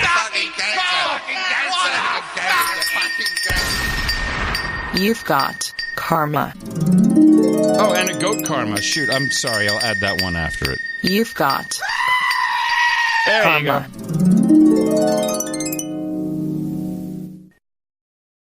It's a Irish whiskey of sorts. Oh. It's traditionally distilled in a small pot still, and then nice. Yeah, so it's a here it is. Another product we need to try. Anglicized as poteen or poteen or potheen. It's a traditional Irish distilled beverage. Traditionally distilled in a small pot still, and it's hooch. We got hooch at the round table, everybody. White lightning from Ireland. White lightning. We got it. It's all set up for you. Now we know. Onward to Baron Walkman, $333.33. They got the jingles. ITM, gents, cue jingles. Okay. I near rage status daily when reviewing tweets, but you guys and the troll room keep me sane. Right. So he's in the troll room, obviously. Quick story. Interviewing for a cybersecurity position, the interview asked me about my executive producer credits on LinkedIn. It works. It's a talking point, however. He thought it was for Adam Carolla's show. Oh, fuck me. This is the bane of my existence. Yeah, you and your buddy Adam. Adam and Adam. That'd be a good show. Not really. I corrected him. You mean Adam the Hair Curry? He acknowledged his mistake and said, I don't know who that is. Sorry, Adam. Almost famous again. Anyhow, thanks for the best damn podcast in the universe, confirmed by Mueller and such. Well, I will have to correct all of this with my book. I'm writing it. I'm writing it. I'm writing my book. You should be writing it. This is good. And guess what the title of the book is? I have hair. No. Not bald yet. No, it's just called Podfather. From FM pirate to podcast pioneer. What do you think? That's a nice little memoir. Yeah. Oh, yeah. It's a memoir, and you're in it. Bingo, boom, boom, chakalaka, boom, boom, boom, boom, chakalaka, boom, boom. RESPICT. Don't laugh. Why you are laughing? Shut up. You've got karma. You know, these tell-all books ruin relationships. Oh, no, it'll ruin our relationship, but it's going to be a great book. Code Monkey, Sir Code Monkey, as a matter of fact, from Renner, South Dakota, $333. Donation from Sir Code Monkey. See mail note from, okay. Now, I went looking for this. I only have an older. I have it. Oh, you have it? Okay. I have it. All right. While you were doing your thing, I was looking it up. Okay, good man. Thank you for doing the show, ITM gentlemen. I highly enjoy it twice a week on Thursdays. I want to call out my brother Joe as a douchebag. Sorry, Joe, but this freeloading has gone on long enough. Chip in for goodness sake. Can I please get a dealer's choice Sharpton and a jobs karma, as I'm starting a new gig as a database developer, and I want some karma to start me off right. All right, we'll do the mint tulips then. They sitting out on the sidewalk sipping mint tulips. Jobs, jobs, jobs, and jobs. Let's vote for jobs. You've got karma. It's my new favorite. It is a favorite. That's a good one. Sipping mint tulips. And by the way, that guy gets paid so much more money than we get paid. Ryan Hedham by MSNBC. Ryan Hedham, $222.33. I quit my tech sales. We had a lot of techies. Our dude's name Ben are on today's list. Well, sure. And you know they do keep the world running, so I'm happy. And they keep the show running. No kidding. Hello, John and Adam. You don't have to read this all on the show, but okay, we will. I quit my tech sales job and moved out of the poop capital a few weeks ago and couldn't be happier. Was that San Francisco? I'm assuming. I'm taking a few months hiatus from work and will be looking to get some more creative career into a more creative career once I return, possibly film/entertainment. How about podcasting? Well, oh, he said career. I'm sorry. Yes. Okay. Got it. I'm embarking on a 2-month-long road trip. Road trip throughout the United States with no real plans, and the two of you will be keeping me company during my many hours of driving. As a thank you, here are some. By the way, I have a product. I got to look it up because I just bought it. If you're going to go on a road trip, you should take this with you. It is, and I'll get the details. Ranch hand. Well, I'm not saying you shouldn't take that, but I have this. We have a number of cars in this old Volkswagen, which battery seems to go dead all the time. So I bought this thing. I thought it was a joke. It's a small battery.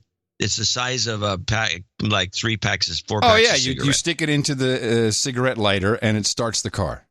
No. Oh. So, but you can charge it from the cigarette light.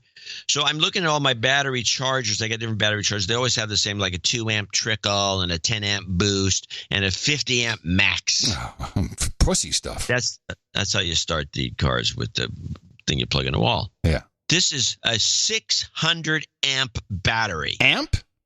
Yes. Okay. So you take this, and it's a little bitty thing. And there's a lot of electronics in here that make it 600 amps. Yeah. You stick it on I'm telling you, any car, and it just roars to life. You sure it's not amp hour? Amps. 600 amps. Okay. Damn. And it does that for a second, then you got to charge it up again, I guess. No, it'll do 30 starts before you have to charge it up again. It's a miracle. Okay, here's my response to it. It shows up in the mail from Amazon. Uh-huh. I look at it and I said, "Oh, I'm sending this back. This ain't going to start nothing." And I said, "Okay, well, I'll give it a try." I go out to the battery's dead, so I just hook it up. And the battery's kind of, it has a boost. What kind of Volkswagen is this? It's an old Bug. A Beetle. Okay. A Mexican or a U.S. made? Mexico. So it has the flat screen. It doesn't have a flat screen. Oh, I mean the I'm sorry, my mistake. The concave windscreen. The ones in Mexico were flat, I think. I'm not talking. This is a newer car. Oh, okay. It's like a 2004. Oh, I thought it was classic. Okay, I'm sorry. Well, all right, there you go. They're all made in Mexico. Why is the battery dead on that thing? That shouldn't be happening. It's not driven enough. So anyway, so I hooked this thing up, saying, I don't know. Boom! The thing starts up, and it not only starts, it starts up violently. So I get the thing off, and I run it, and it's fine now. But I was really looking at this thing as, another piece of crap from China. I'm going to send it back. And it's not a piece of crap. I mean, it is from China, obviously, but it's not a piece of crap by any means. And it's just a remarkable, and it's a little bitty thing. And it also has phone chargers built into it, which is another thing you'd want to take it on the road for. You want to have this on the road in your trunk if you're driving cross country. Do you know what the name of this product is, so we can tell everybody? No, I don't. I'm not going to say the name, so I can get lots of emails asking me the name. Okay, John at Dvorak.org. Before the end of the show. Yes, I will have the name before the end of this show. Sure. I will, because I don't want the emails I just bitched about. Anyway, so he's on. Okay, he's on the road trip. Thank you for some of my profits from Genie Energy, GNE. Oh, hold on. It's important because he apparently invested in Genie Energy, stock symbol GNE, after listening to one of our deconstructions of the pipelines, the Leviathan pipelines, the Bill Clinton advisorship of Genie Energy. Right. And I guess when we were talking about it, he decided to invest, and he made some money on it. It's amazing how that works. Now he can float around the country like a maniac, but he needs this battery. But he needs that battery, no matter what you do. To all producers, I'm embarking on a long trip and I want some help. I'm starting from Sacramento, going south to San Diego, then making my way east. He's taking a left. I plan to spend 3+ weeks or about 3 weeks in the southern United States and make my way. You'll love it down there. Make my way to Minnesota. It's hot, especially now. Over to Washington, possibly up to Vancouver.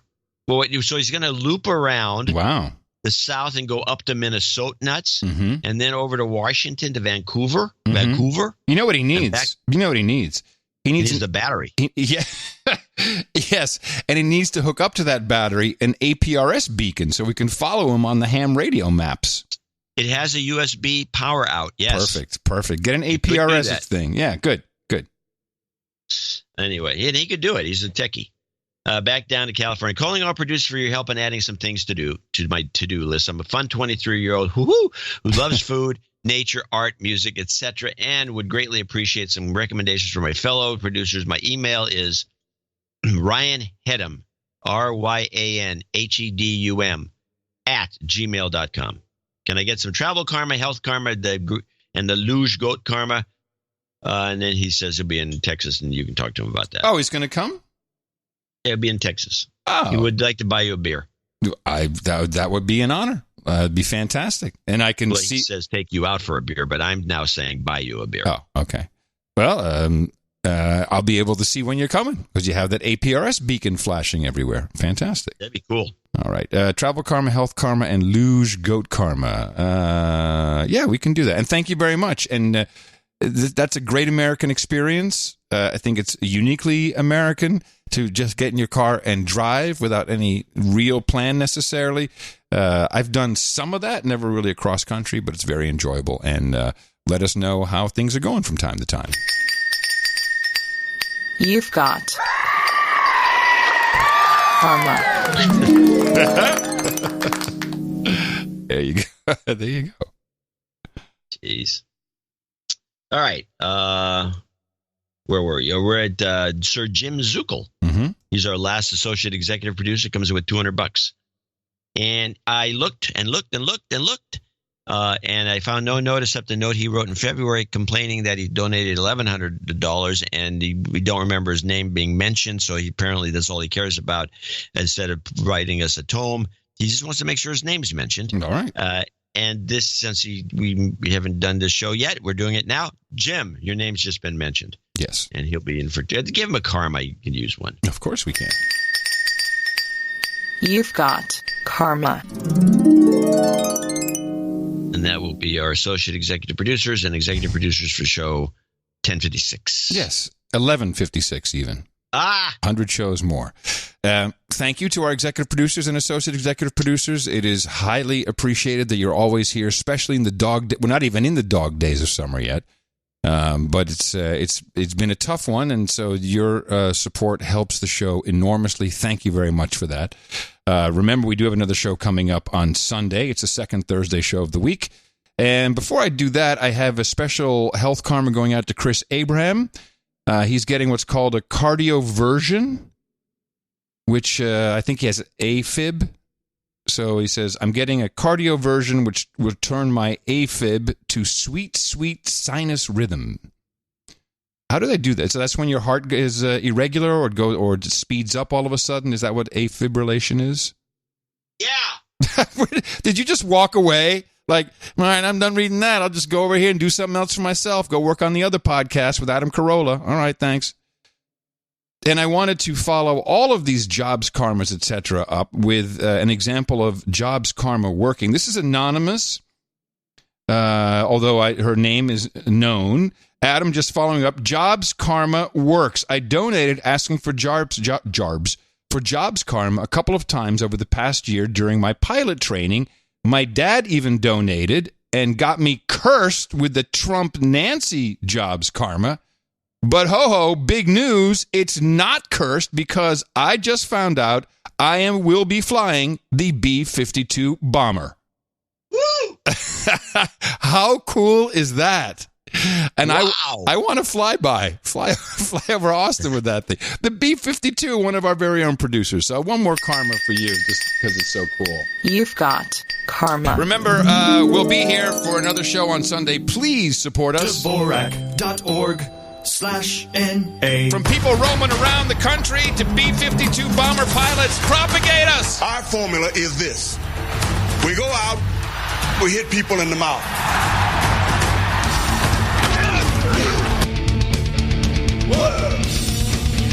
Order. Shut up, slave. Shut up, slave. Okay. I have the name of the product. Okay. Now you know what I was up to. The Tac Life T6 car jump starter, 600 amp peaks, 12-volt battery jumper. It'll start up to a 6.2 liter engine. It says 5-liter diesel, battery booster, quick charge. It doesn't do a quick I'm going to charge. get one. I'm going to get one of these. It's fits in a little pack and it goes in your trunk. Huh. And it's the TACKLIFE T6. There's also a T8 that's got a little more. It's got 800 amps. If you got a big engine, you got to definitely turn over. It's a little bigger, but it's actually the price is only $7 more. Anyway, actually, when I bought it was $56. Somehow it's gone up in price. Typical Amazon. But this is a great product to have as just, instead of jumper cables and worrying about getting jump starts for your old jalopy, because you want an old car, otherwise you're going to be tracked. You need this device. You need a jalopy. You need a jalopy plus a tack light. All right. Yeah, that's the no agenda way. You got your Nokia E71, you got your jalopy, you got your tack light starter, your jumper, and no friends. That's the no agenda way, everybody. Oh, my goodness. All right. Speaking of old jalopies leaving your jalopy at home, the e-scooter revolution continues in Austin, Texas. We've been the pilot city. And although I like the idea of this kind of mobility, it hasn't worked out very well for a lot of people because the rules are unclear and the roads are not set for it. No one's prepared for it. People are getting killed and they don't wear helmets. There are at least 8 new lawsuits against scooter companies in Austin, all filed within the last several days. Last week, riders filed 7 separate suits in Travis County against Bird, Uber, and Lime. Another lawsuit was filed this week. They all claim negligence, saying riders suffered injuries because of problems with faulty scooter equipment. One suit claims a Cap Metro bus ran over a rider's arm when he was thrown from a scooter. Just wait until they all figure out that the end-user license agreement you agreed to when you signed up with the app completely indemnifies those companies from any of your lawsuits. Yep. Because that's how it works. That's how it works. That's how you do it. Until somebody cracks the code on that. Yeah. This will continue. If somebody does crack the code and one of these guys gets sued out of existence, then that'll be the end of it. Big news. The way I see it is this has been the same way with software. The courts have upheld the EULAs, which are onerous and probably illegal. Well, but they've been held up by the courts. Clearly not illegal if the courts upheld them. Well, clearly not illegal if the courts upheld them, although as far as I'm concerned, they're definitely onerous. Well, it's I'm telling you, I went to the spin class the other day, and so now I have to drive downtown and park. Oh, I'm such a suburbanite now, and I had a little lunch there at Taverna on what is that, 2nd Street. And I get up and I'm done. I walk away and there's homeless people standing right in. I'm sorry, panhandlers. I have no idea if these people are homeless. There's a panhandler. They say, "Hey man, you got something?" I said, "No, I don't do that anymore." And then he starts yelling, "And I'm going to kill you and kill your family." And it's like Austin. What? Oh yeah. You should get this on tape and then take it to the city council. They don't care. I don't care. The city council meetings, I find out, are always on Thursdays. This is very annoying. And if you want, they're not on Thursday day. Yes, they are on Thursday day. And if you want to speak, they only allow 10 people of the public to speak at each meeting. And, there's a calendar you sign up. Well, that's signed up forever. You can't get in on that. It's undemocratic here in Austin. It's undemocratic. Well, I'm glad to see you had the experience of a guy cussing you out for not giving him money. There you go. There's your future. There's your future dystopia. Yep. No tents on the sidewalks yet, though. Even though it's legal, I haven't seen those yet. But it's coming. Austin is going down with that. Meanwhile, over in the Euroland, well, I guess they got their gender balance all set up as they voted in von der Leyen. Is that her name? Let me see. I think that's her name, isn't it? Ursula. That's right. Ursula von der Leyen. And she has been confirmed as the next president of the Starfleet Command, known as the EU Commission. Right, well, the magic number for Ursula von der Leyen was to get 374 MEPs on side. 383 did get on side with her. She made the threshold by just 9 votes. There was a lot of promises made in the speech she gave to Parliament earlier on Tuesday morning. She made a lot of promises about green policies she wanted to try and reenact. Some have said she promised far too much, things that she can't possibly deliver, but those were the promises she made. She also made promises on the Dublin Treaty to do with asylum in the EU and who has the responsibility to take care of those who seek asylum here. Again, another big issue that many people want to see reform on, but does she have the ability to do it? She made those promises anyway. So she got those people on side that were needed. Initially, we had thought that the Greens were going to vote against her, that the far left and the far right in the Parliament were going to vote against her. It does seem like she might have won round some of those Green voters. This is what Ursula von der Leyen had to say, though, as she accepted the role as the first woman to be the European Commission President. We can turn to I thank all the members of Parliament who decided to vote for me today, but my message to all of you is let us work together constructively, because the endeavour is a united, a strong Europe. Thank you very much. Yeah, right. Ursula von der Leyen, that's her name. Thanks, Troll Room. So finally, a German once again running the German Empire. Shocker.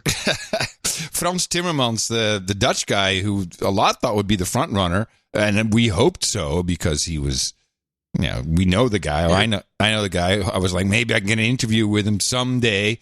So he was cut out. Sure, he's not German. He's not even close. He said something stupid the other day. Oh yeah. So now all of a sudden he's got a big mouth. I guess he's out. I don't know if he has any position. I don't know if I think he's just out altogether for the time being. I have to look that up.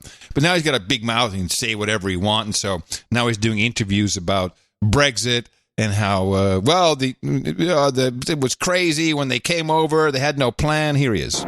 We thought, they're so brilliant. They will have in some vault somewhere in Westminster, there will be, Harry Potter-like book with all the tricks and all the things they need to do. And then the first time I saw public utterances by David Davis, and I saw him not coming, not negotiating, grandstanding elsewhere, I thought, my God, they haven't got a plan. They haven't got a plan. That was really shocking, frankly. Because then the damage, if you don't have a plan, and we see it, that time's running out, you don't have a plan, it's like Lance Corporal Jones, don't panic, running around like idiots. So he makes a reference there. Do you know the reference, Lance Corporal Jones, don't panic, don't panic? No, I do not. It's a 1960s TV show known as Dad's Army. Don't panic, don't panic, don't panic, don't panic, don't panic, don't panic, don't panic, Mr. Mannering. Don't panic, now don't panic, anybody. Only people 50 and above who lived in the UK or, the Netherlands aired it too, would know what that is. What is he thinking? Wow, that's a callback that's obscure. 60s TV show, which wasn't even all that funny. I don't know, man. No, but maybe it's that is bad. I mean, I use a few. I'll do a callback, not that bad, but I'll do some callback to some F Troop or really something. Just because I know F Troop is also quite get bad. A kick out of it. Yeah. Hey, there's something that I just wanted to deconstruct. I don't have an opinion really one way or the other, but there's a lot of misinformation about the First Responders Fund that Jon Stewart has been around talking about and he's been in Congress. He's very the one that the squad voted against. Did the squad vote against it? I think most of them did. Yeah. Well, here he is on Fox News complaining bitterly after the latest round of discussions of this bill. Yeah, this is what the Washington Post says about this fund. This says the fund provides money to those who've contracted diseases that have been linked to exposure to toxic debris in the aftermath of September 11th attacks, which we knew. Under current law, the fund is scheduled to stop taking claims in December 2020. The new legislation would extend the program for 7 decades at an estimated cost of $10.2 billion for the first decade. Here's how Senator Paul said it on the floor today. Any new spending that we are approaching, any new program that's going to have the longevity of 70, 80 years should be offset by cutting spending that's less valuable. We need to at the very least have this debate. I will be offering up an amendment if this bill should come to the floor, but until then I will object. John Stewart, your reaction to that? It's absolutely outrageous, and you'll pardon me if I'm not impressed in any way by Rand Paul's fiscal responsibility virtue signaling. Rand Paul presented tissue paper avoidance of the $1.5 trillion tax cut that added hundreds of billions of dollars to our deficit. And now he stands up at the last minute after 15 years of blood, sweat, and tears from the 9/11 community to say that it's all over now. Now we're going to balance the budget on the backs of the 9/11 first responder community. Brett, this is about what kind of society do we have. At some point, we have to stand up for the people who have always stood up for us. And at this moment in time, maybe cannot stand up for themselves due to their illnesses and their injuries. And what Rand Paul did today on the Senate was outrageous. He is a guy that put us in hundreds of billions of dollars of debt. He was the 51st vote on that cut. And now he's going to tell us that $1 billion a year over 10 years is just too much for us to handle. You know, there's some things that they have no trouble putting on the credit card. But somehow when it comes to the 9/11 first responder community, the cops, the firefighters, the construction workers, the volunteers, the survivors, all of a sudden, man, we got to go through this. So, but here's the problem I have with what's going on here, because I just really wanted to look into it. It is not the First Responders Fund. It's not what it's called. It's the 9/11 Victims Fund. And you and I discussed at great length that we remember this going on in the early days of the show when they brought in the special, he has a name, as the manager, the special manager of the 9/11 Victims Fund, and he had $7.5 billion to hand to victims of 9/11, which includes anyone who was injured, killed, etc., harmed physically by by 9/11 attacks, including first responders. It's not just first responders; it's also people. A lot of Wall Street people perished during that. So he's making it sound as if it's only about the first responders.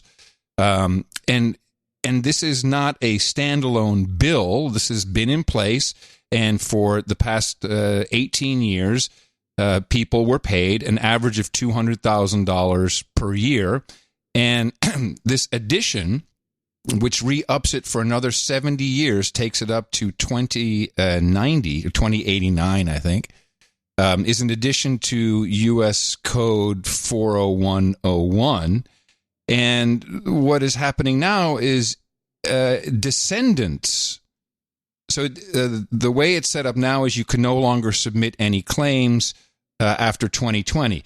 The bill opens that up and allows descendants of the victims of 9/11 to also participate in the program. The estimation is it could wind up being 500,000 people who ultimately over this 90-year period will be receiving $200,000 per year in compensation, which will be adjusted, and that's also new, will be adjusted for inflation. At what point, so the taxpayers are paying for this. It's not just for first responders. It's for all victims and their descendants. I think Rand Paul has a valid point as to, well, I mean, that's what I don't think he worded it correctly, but at what point do we stop? I mean, where does it stop? And is the American taxpayer Are we supposed to be the only ones for this? I understand I have a different response to the first responder fund. I think we need to pay firemen and policemen a hell of a lot more than we're paying. Maybe pay them $200,000 a year instead of doing that after the fact. But there's some validity to it, and I think Jon Stewart's not being completely honest by calling it the first responders fund. It's just not true. And there's a lot of very wealthy families who are receiving this money as well, from a lot of Wall Street people. So I don't really have an issue with it. Certainly not the amount of money, $100 billion over 10. You think he's just being dishonest on purpose, or you think he's being misled, or you think he's just being naive or a do-gooder? I mean, what is his motive? I really don't know. That's why it's kind of baffling to me. Because there's a lot of people who let me just take this, descendants of slavery. Let's give them some money. It's at a certain point, where does it end and where does it start? And what are the rules of the road for compensation of these types of issues? Or is it to shut people up? I mean, I'm just saying it's a conspiracy thought. Keep people shutting up about anything that happened, because that is, if you accept the money, you can't do anything. You can't take anyone to court. It's over. And I remember this because we talked at great length. It was difficult. I remember the guy was trying. What was his name? It was a famous guy who came in too, who was divvying up the initial $7.6 billion. It's just something's off about this, and I haven't quite figured it out. But Stewart must have something in this besides just first. Maybe he's just blind to what's really going on. And why does he not call it the Victims Fund? Why does he keep saying it's only first responders when it's just not? That's a rhetorical question. I really don't have an answer. Well, I think it's something you're going to have to watch and continue to watch. Yeah, I threw it out there just for people to think about. But it's very odd. It's very odd. And Rand Paul, of course, now looks like a total dick because But he always looks like a total dick. It's fine. Well, he does. He does have that quality about him. But as a society, we also need to think maybe it's better to pay people more for dangerous jobs they do.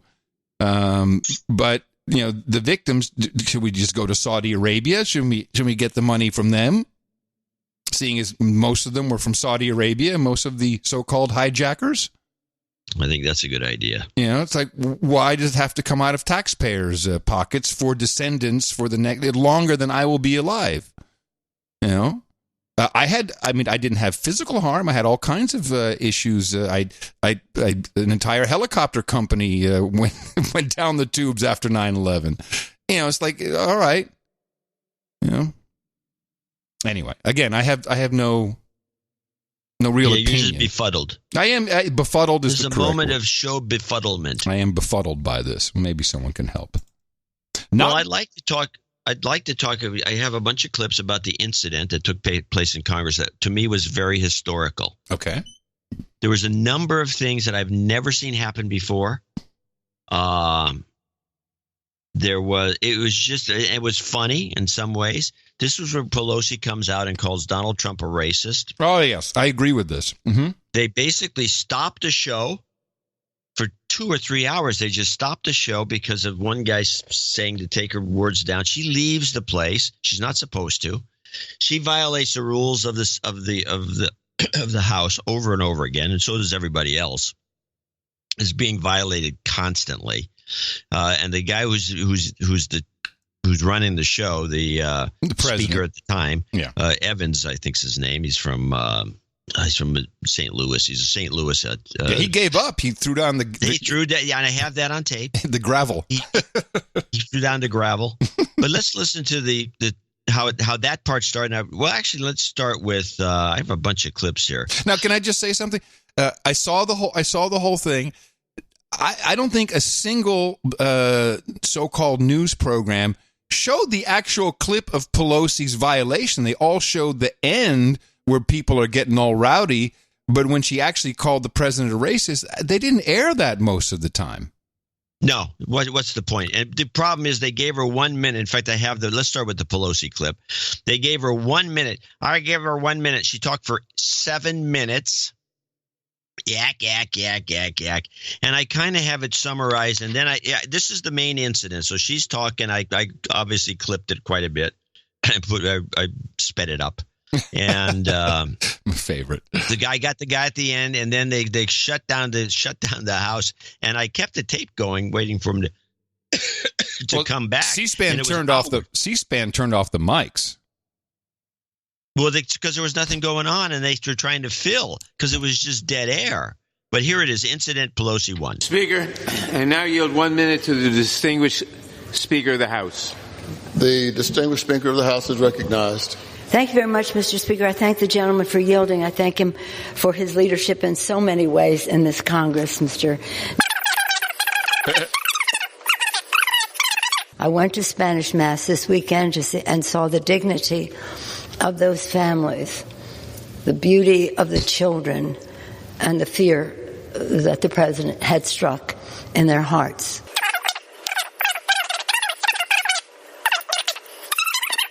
The words that were used, go home, to some of our colleagues.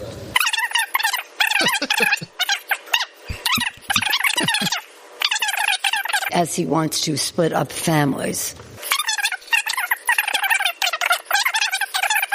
These comments from the White House are disgraceful and disgusting, and the comments are racist. Forcefully should join us in condemning the president's racist tweets. To do anything less would be a shocking rejection of our values and a shameful abdication of our oath of office to protect the American people.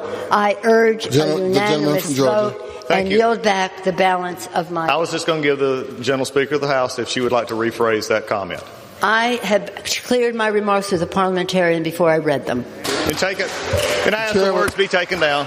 I make a point of order. The gentlewoman's words are unparliamentary and ready to be taken down. The chair will remind all members, please do not make comments toward personality-based comments. The gentleman from Georgia is recognized. I made a point of order. This gentlewoman's parliamentarian and request they be taken down.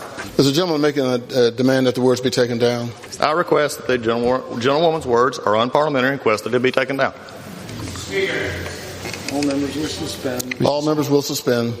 I don't want to interrupt your presentation. I just have two comments. One, the whole issue here is that you are not allowed to call members in chamber any kind of name, be disparaging against them, and the president, by definition, is represented there.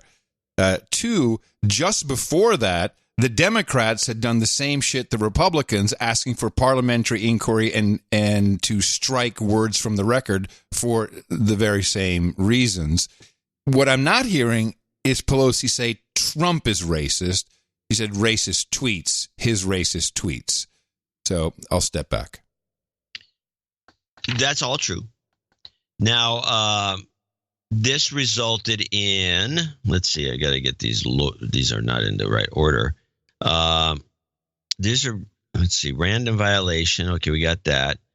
There's a bunch of these, by the way. Here's the incident Congress. Here's where he comes back finally after 2 hours plus, and the chair comes up and says, this is the incident Congress 4 abandons. I came in here this happens. To try to do this in a fair way. I kept warning both sides, let's not do this, hoping we could get through. Mr. Japal had a situation where we could be in here on another motion to take down words of a friend of mine. But we don't ever want to pass up, it seems, an opportunity to escalate. And that's what this is. I'll dare anybody to look at any of the footage and see if there was any unfairness. But unfairness is not enough because we want to just fight. I abandon the chair. I like that. Toss the gravel. It's gavel, people. We know, but we call it a gravel. He throws the gravel down and walks off. And now, oh my God, now what are we going to do? Now what do we do? Yes. So they bring another guy up, but he never does anything. And then we wait another, I don't know how long it was, hour. Yeah. And all of a sudden, Hoyer comes up, who's the majority leader of the Democrats. Steny Hoyer. Steny Hoyer comes up, and he does this. And this is and he says the following: incident, Congress ruling Hoyer last. Chair is prepared to rule. Chair is prepared to rule. The words of the gentlewoman from California contain an accusation of racist behavior on the part of the president, as memorialized in Daschle's Precedents, Chapter 29, Section 65.6, characterizing an action as racist is not in order. The chair relies on the precedent of May 15th, 1984, and finds that the words should not be used in debate. What purpose does the gentleman from Georgia rise? Mr. Speaker, I have a motion at the desk. Clerk will report the motion. Mr. Collins of Georgia moves that the words of the gentlewoman from California be stricken from the record. The question is on the motion. All those in favor signify by saying aye. Aye. Opposed, nay. No. The nays have it. Oh, so that was. Oh, so there was previous rules on the books specifically about calling an action racist. Yes. Oh, I didn't realize. Okay, so that makes sense. So she broke the rule. But she broke the rule, and of course they backed her up anyway. But the thing was, there were two other ones. I have two other clips that they're only here for the entertainment value. Yeah. And they both could have been called out for the exact same thing. Nothing happened. It's as if Doug Collins just waited for Pelosi to do it, because these two are actually one of the two are worse than Pelosi. This is the incident. There's a random violation of the same rule by Bonnie Watson. Oops, sorry. Mr. Speaker, I rise today to call out the blatant racism in the president's tweets. I believe his rant and his defense of that rant merit censure from this body. The phrase, "go back where you came from," is a racist trope that has been used by segregationists, neo-Nazis, white nationalists, and the Ku Klux Klansmen to create a framework in which non-white people are not truly American. Describing non-white countries as broken and crime-infested echoes the racist trope the president has used before, that such countries are dysfunctional, dirty, and violent because their populations are black. His comments are indefensible, and so is the silence from my colleagues across the aisle. I wouldn't bother seeking an apology from him, but I do hope Republicans here will join us in fully and roundly condemning his words. And I'd remind them that history won't look kindly on those who refuse to stand up for what is right. It is not lost on me, however, and I hope not my colleagues either, that this is simply a distraction from the president's friendship with a documented pedophile and news reports that he lied to the Supreme Court about his census question. With that, I yield back. Members are reminded to refrain from engaging in personalities toward the president. For what purpose does the gentlewoman from Illinois seek recognition? Oh, so now he just lets it slide? Yeah, he let that one slide. But wait a minute. Incident, another violation. See, this is the clip 3. And here on the floor outside of view, the gallery filling with people watching what's a fairly unusual process here in the House. The cameras showing the floor are controlled by the U.S. House, not by C-SPAN. Speaker Pelosi's comments are under review by the House after Georgia Republican. I'm looking for. But the point is that there was 3 people that did this very negative action saying that he should be censored. They never did censor him. They just scolded him supposedly for these violations by calling out this 4 congresswoman. The whole thing, though, I was watching, and you saw most of it. Yeah. It was I thought it was I'm watching a kind of a crazy, kind of a wacky history. Guy throws down the gravel, stomps out. Pelosi leaves when she's supposed to stay. The whole thing was hilarious. What a waste of time is what I thought. No kidding. And what a waste of great C-SPAN airtime. Well, I'm sure they weren't happy about it, because when they said that we shall cease after Collins calls for her taking down the thing, they stopped. Yeah. They stopped the show. For 2 hours, I'm sitting there with the recorder going, because I actually got up and left and did something else, figuring I'd come back and see how much time there was so I could report on the time accurately. And it was still going. blank. And so I'm thinking, I had to stop it. Well, you said it right there. You said they stopped the show. That's exactly what it is. Show business for ugly people. And that some of them these days aren't even that ugly. It's an embarrassment. It's just an embarrassment. And there are people calling Trump racist in the chamber all the time. All the time. But now he had to go after Pelosi. It's just... You look kind of haggard, too. Well, Nancy's having a hard time. She's having a real hard time. She can't reel that she doesn't have the skill set. She can't keep it together. She can't keep it all together. She is getting old, and she doesn't have the skill set to deal with these four, the squad. What First, skill set do you need? What skill set do you need? Sorry? What skill set do you need to handle them? I don't know. I don't have it. I mean, you're not old enough to be speaker, damn it. That's your problem. I have a clip from a couple of shows ago, Pelosi and AOC battle, which kind of describes it. It's too long. It's a long clip. It's all right. But when she had the just AOC to contend with, it was one thing. But now the squad, these four women have ganged up on Pelosi. For the House Speaker, a difficult issue. I said what I'm going to say on the subject. That was yesterday when Nancy Pelosi was asked about the public airing of what had been mostly private frustrations in her caucus. Those began months ago as a group of new members, including New York's Alexandria Ocasio-Cortez, pushed openly for the party to move more to the left.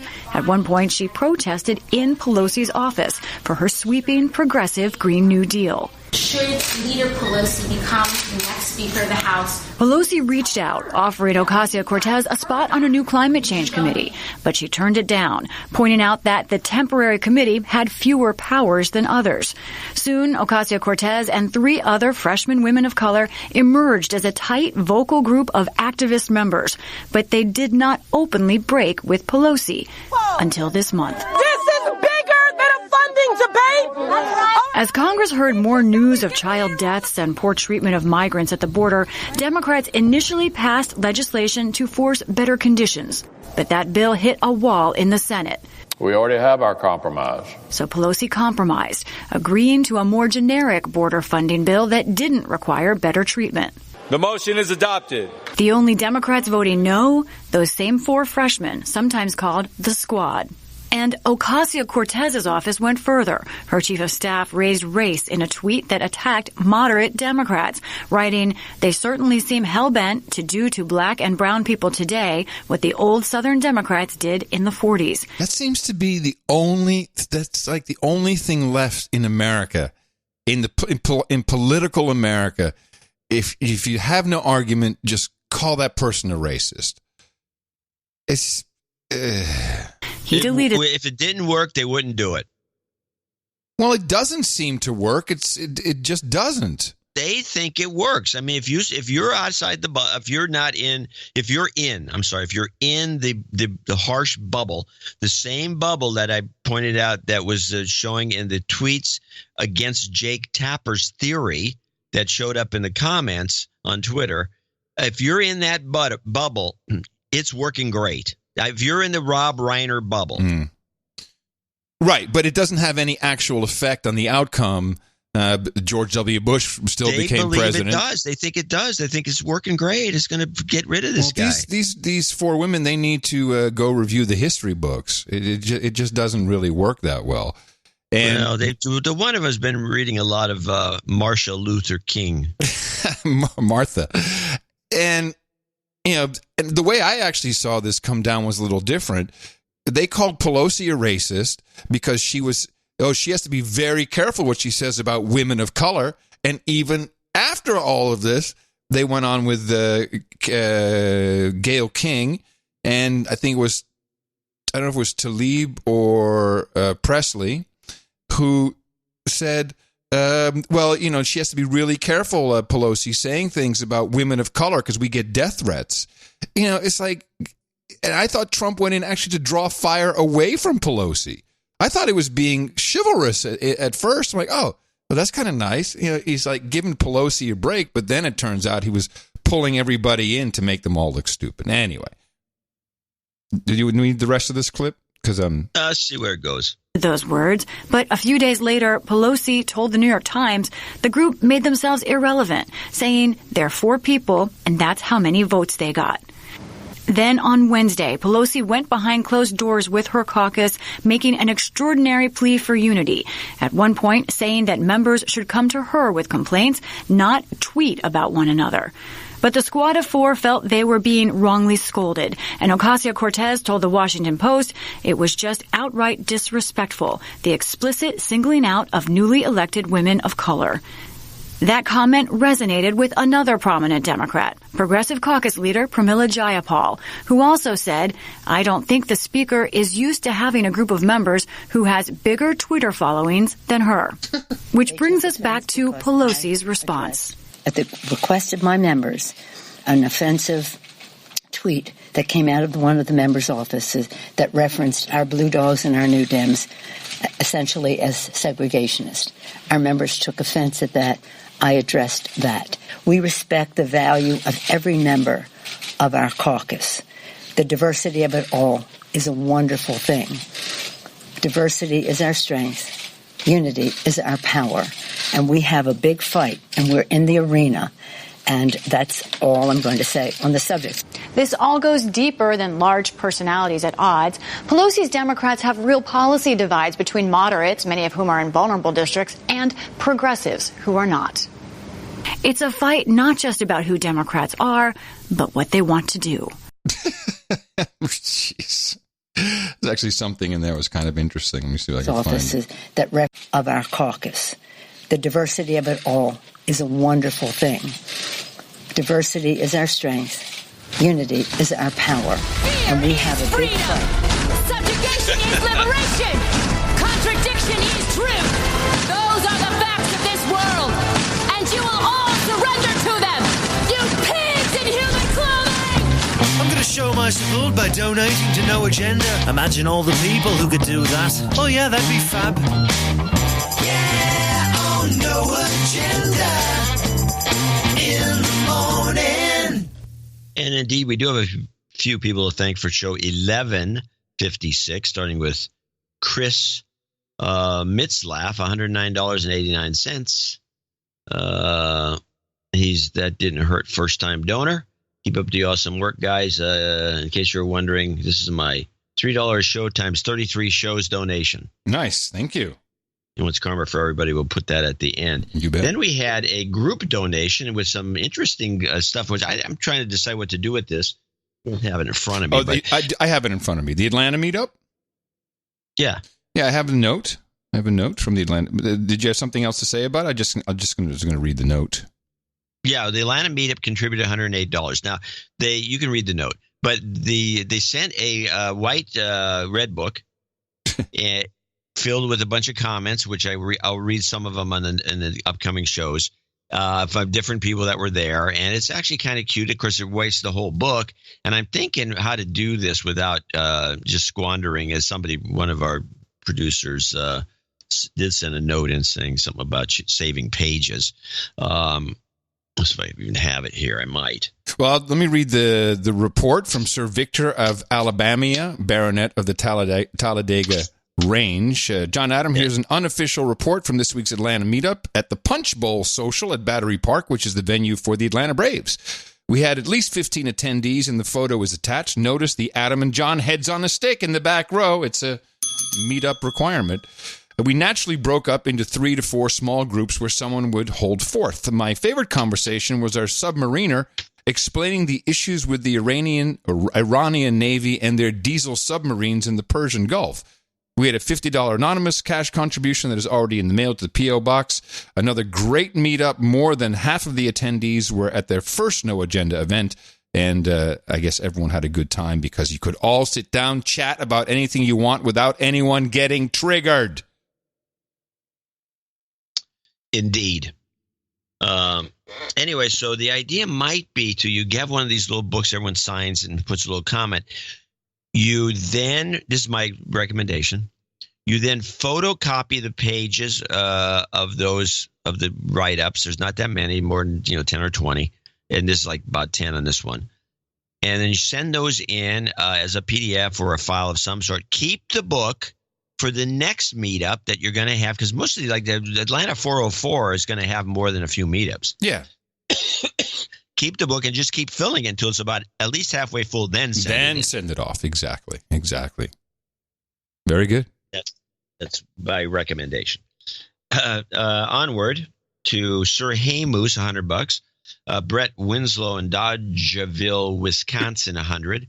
Troy Sprague in Lapeer, Michigan, and Troy actually did send a note. Oh Very man, short. your chair is squeaking today. Yeah, this chair is the weather. Yeah, this is Troy here. He says he has 2 requests. He wants 3 invisible no agenda hats. Adam mentioned you only get 2, by the way. Adam mentioned quite a few shows back putting a prequel of a few words before you sign a contract that you are unsure of, but it's a contract you must sign. He wants a reminder It's of how without prejudice. There's the invisible hat just came through. He's a +1 for Freddy the Firewall Redux. God. Onward. Yeah, we should discuss the signing thing. Excuse me.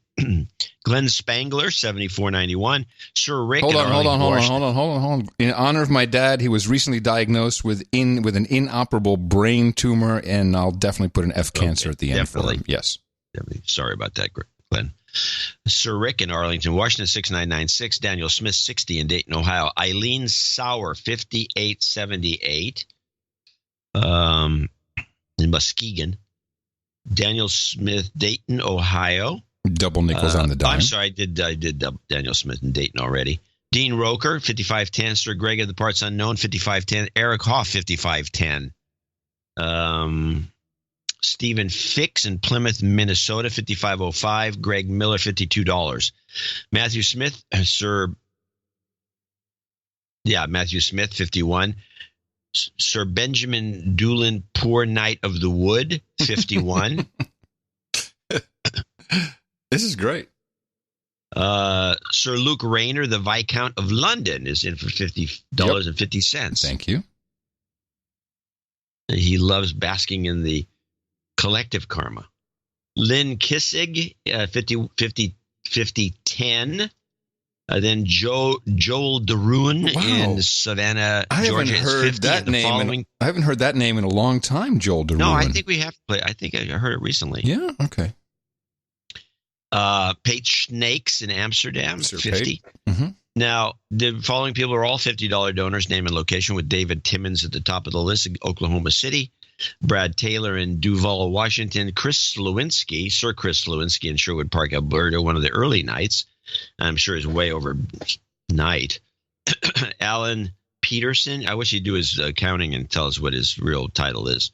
Alan Peterson, St. Louis, Missouri. Who will be a knight today. He sent his accounting in. He would like to be known as Sir Fuck That Guy and would love to have guns, liquor, and ammo at the round table. So I'll put that in right now. Guns, liquor, and ammo. Eric Van Marter in Van Nuys, California. Kelsey Beard in Cortland, Virginia. In honor of his brother-in-law birthday, we got him on the list.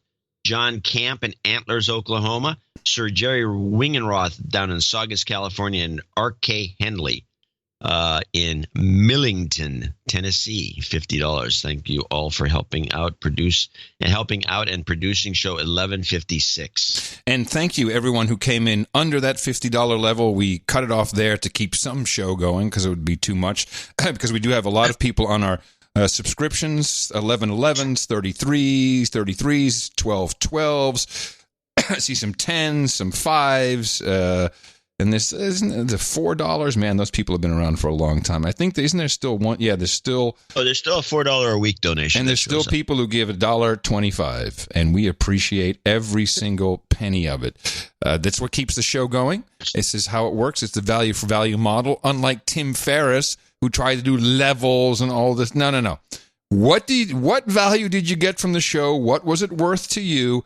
And then just send us that. It's that simple, and you can do any other version of that, but that seems to work the best. Yes, it's a variable. Yes, sometimes it's scary as a podcaster, but I love these days when we do have people coming in and supporting the show. Thank you. And remember, we have another one coming up on Sunday. Dvorak.org/NA. No Agenda Meetup. Quick overview of the No Agenda meetups.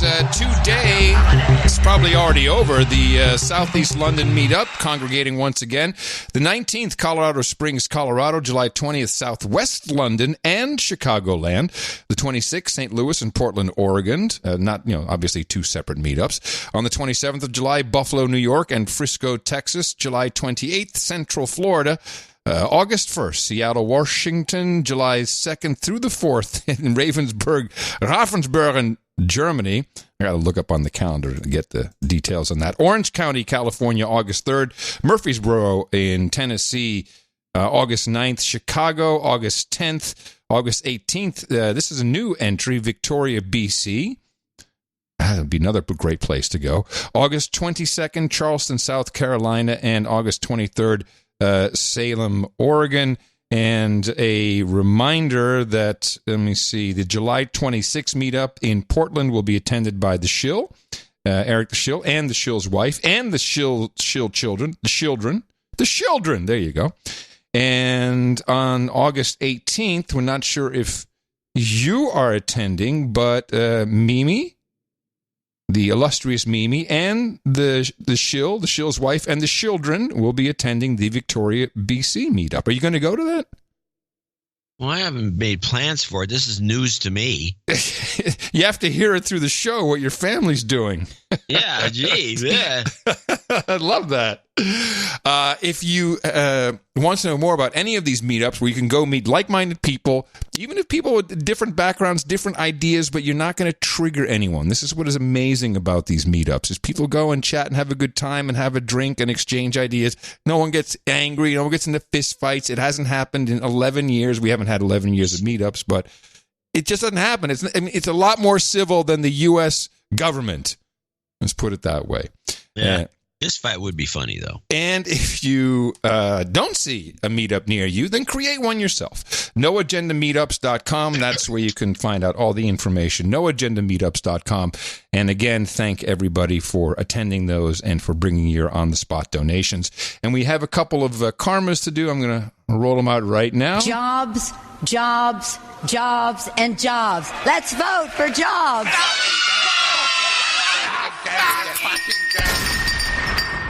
You've got karma.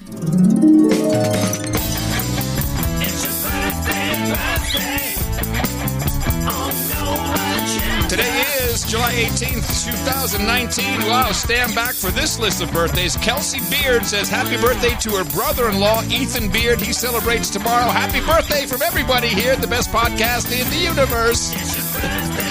One birthday, really? That's it? That's a low amount. 3 nightings, though, today, so we need our special blades to come on out. John, if you can bring your... That's perfect.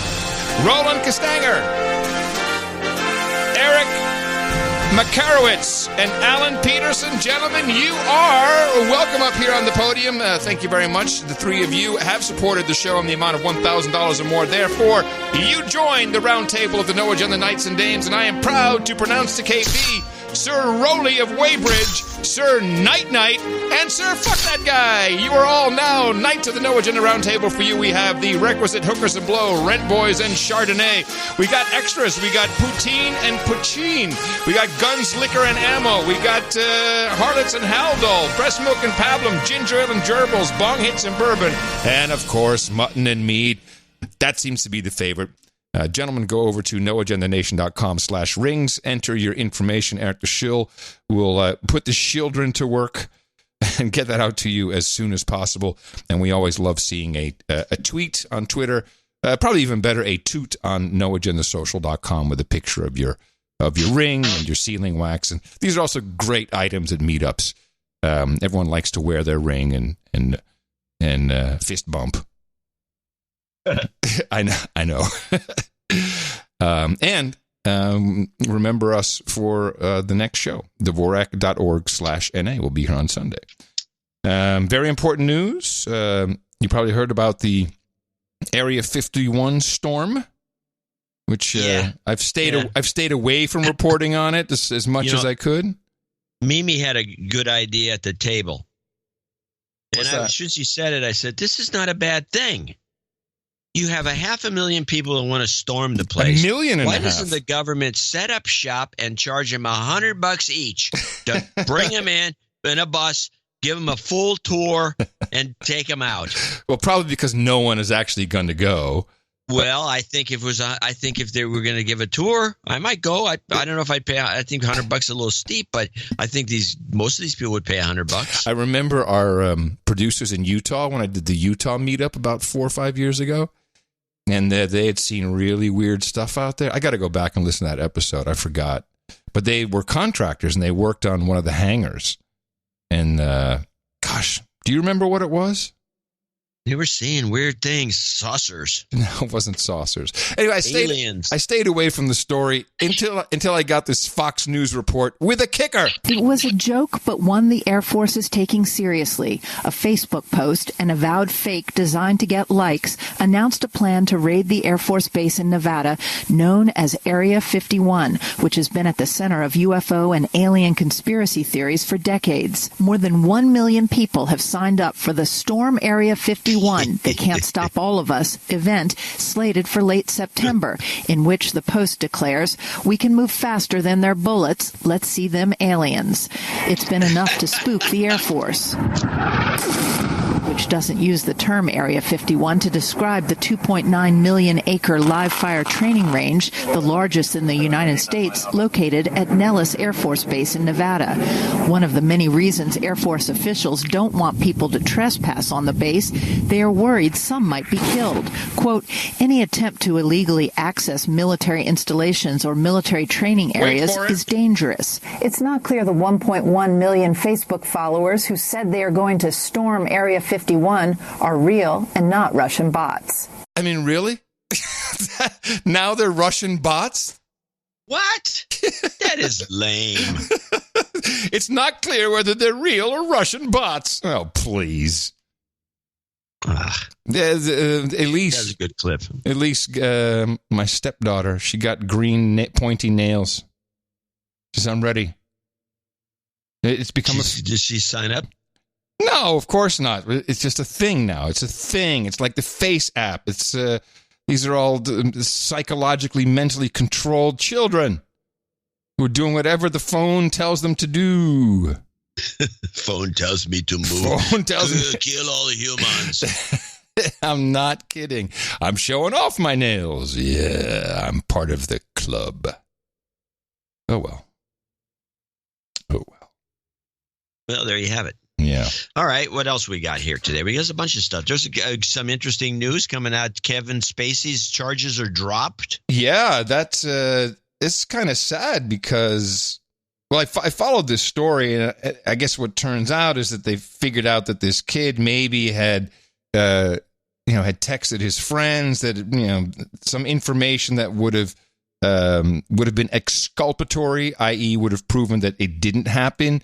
And they deleted those, and they manipulated screenshots. Yes. I have a clip. Oh, that's what I should just stop.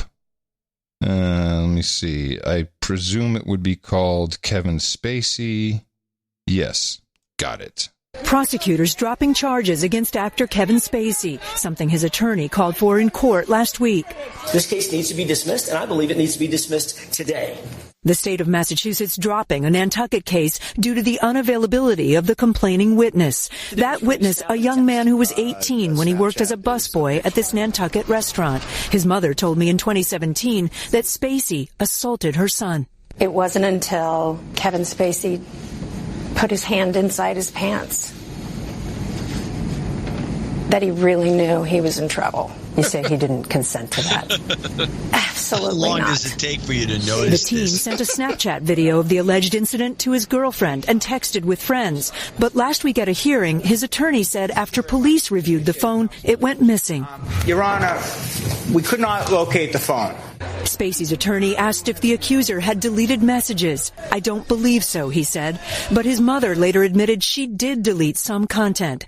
At the hearing, the alleged victim stopped answering questions, asserting his right against self-incrimination. If you turn any evidence in, and in this case it was electronic, in furtherance of a criminal investigation, and you altered it, that in and of itself is a crime.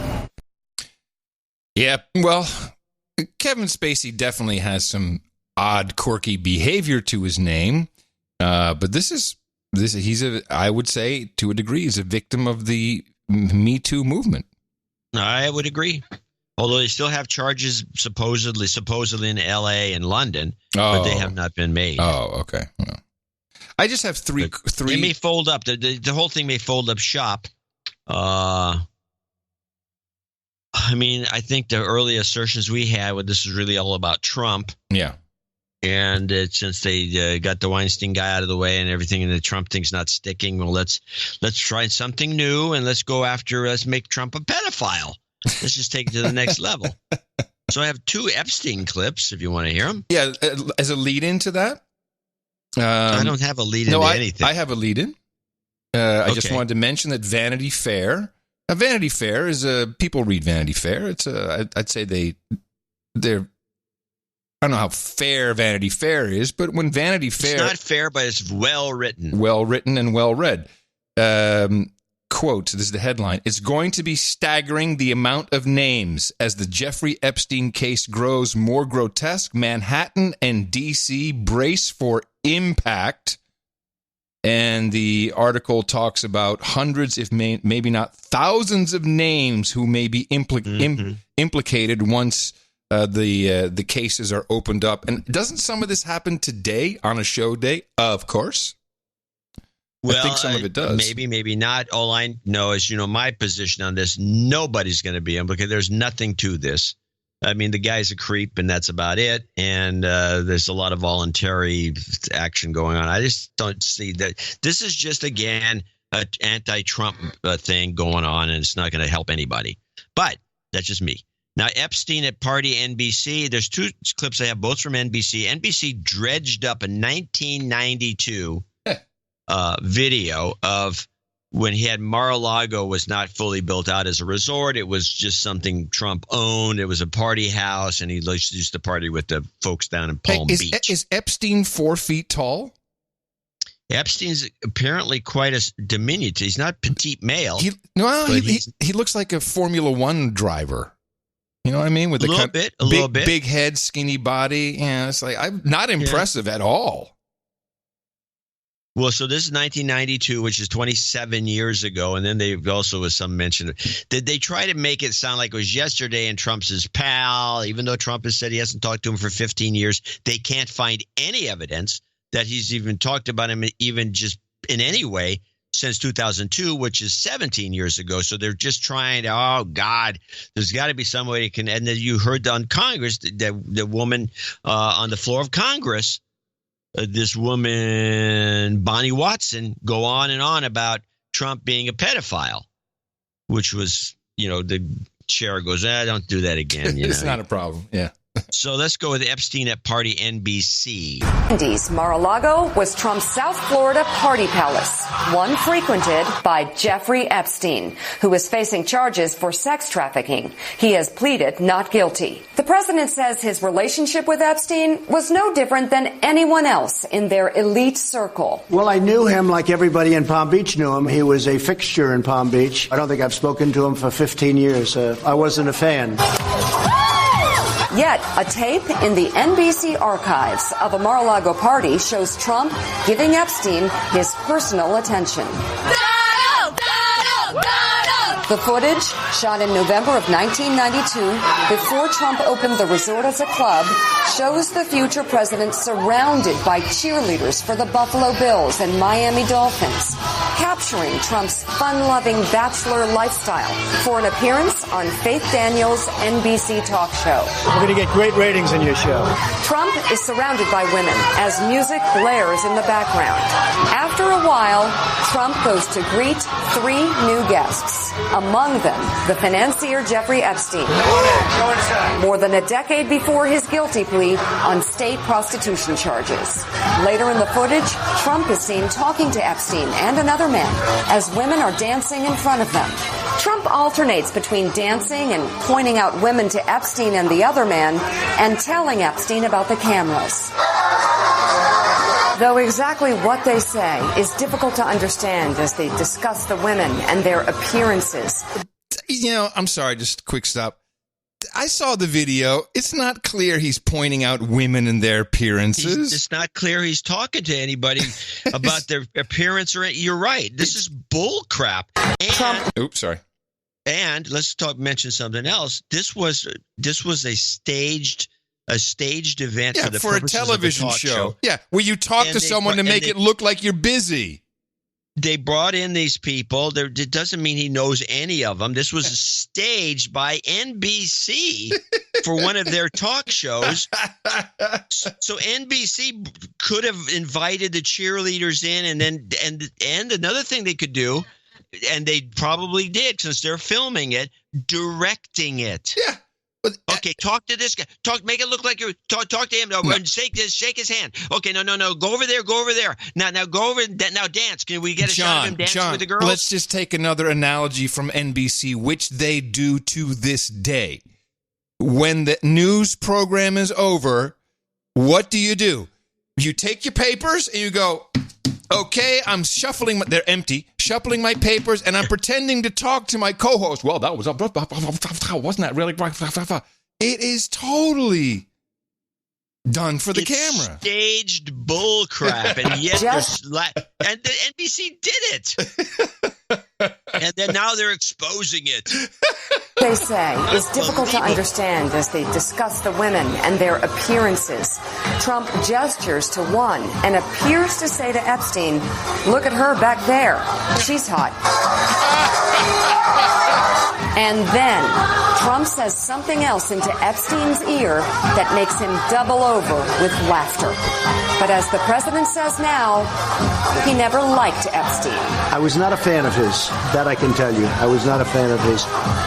Wow, you get a borderline for that one. Borderline. Clip of the day. It wasn't full borderline because I'd seen most of this reporting, but I hadn't seen this particular report. He appears to say something in his ear. Hey, I got a 6-year-old. I got a 6-year-old Jeff. She's great. They get him to double over. He said, "Hey, look at these NBC doofuses with the camera. They're recording everything we do. They're so stupid." That's probably what he said. It's called B-roll, people.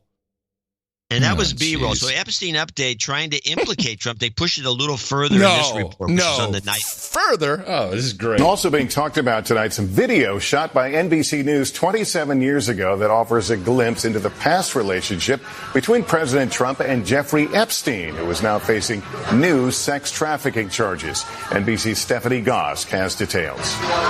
A 1992 party at Mar-a-Lago. Donald Trump and Jeffrey Epstein shared a joke and a laugh. NFL cheerleaders danced among the crowd. The video from NBC's archives was shot more than a decade before Epstein served 13 months in a Florida jail for procuring a minor for prostitution. Last week, after Epstein pleaded not guilty to new federal sex trafficking charges, the president characterized their relationship. People in Palm Beach knew him. He was a fixture in Palm Beach. I had a falling out with him a long time ago. I don't think I've spoken to him for 15 years. I wasn't a fan. But in a 2002 magazine article, Trump called Epstein a terrific guy, adding, "It is even said he likes beautiful women as much as I do." Hold on, and many of them. Stop. We got to stop. We have to back it up and deconstruct this because this is interesting. He says, "I haven't talked to him for 15 years. I'm not a fan." Yeah. And then she uses the word "but." Now, you use the word "but" in this sense to negate the previous. Yes, to negate it. To negate. He said this, but. Well, the "but" is from 2002, 17 years ago, and he hasn't talked to him for 15 years. So how is this a "but"? Oh, my goodness. Hey, seriously. Who are they trying to fool at NBC with this package? Why? Here's the thing. Why don't they show video of Ehud Barak from Israel entering and leaving Epstein's Manhattan townhouse and with at the same time multiple young women? there's pictures. It's in some print pieces. It's online, but no, they won't do anything about that.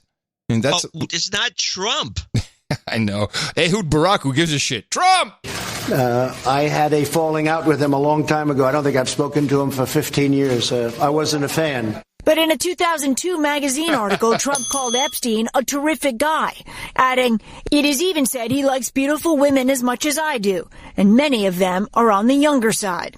On Thursday, a federal judge will decide if Epstein gets out on bail. Prosecutors have argued he is both a risk to the public and a flight risk, citing his more than $500 million wealth, piles of cash, loose diamonds, and an expired foreign passport under a different name, but with Epstein's photo, his residence listed as Saudi Arabia.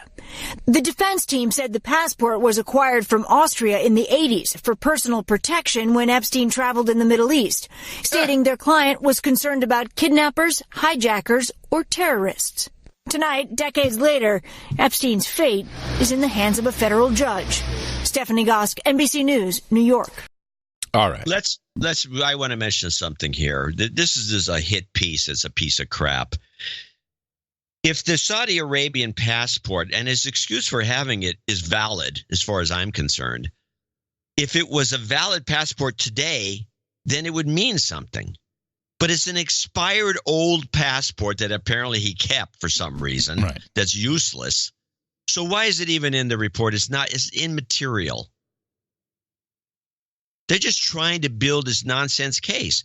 And it's like, but it's not really trying to build a case. They're trying to make, and Saudi Arabia, of course, was mentioned for a reason. Oh, yeah. That's the reason you bring it in. Saudi Arabia. Oh, Trump and the bad prince in Saudi Arabia who chops people up. He chops up journalists.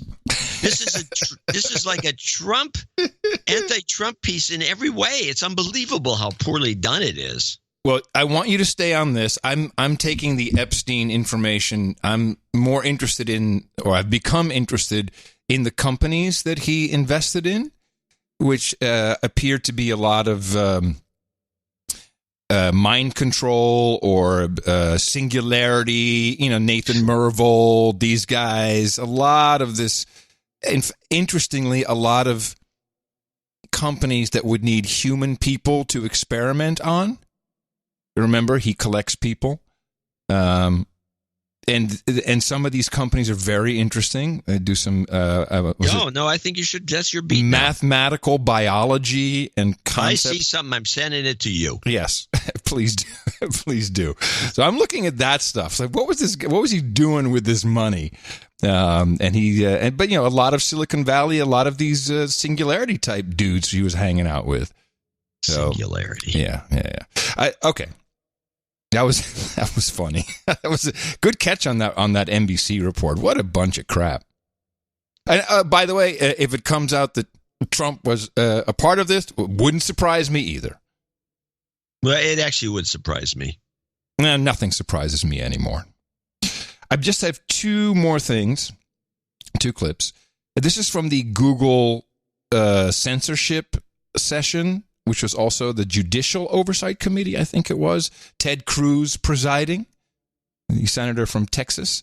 And the first clip has no real further background other than they had one guy, Dr. Robert Epstein.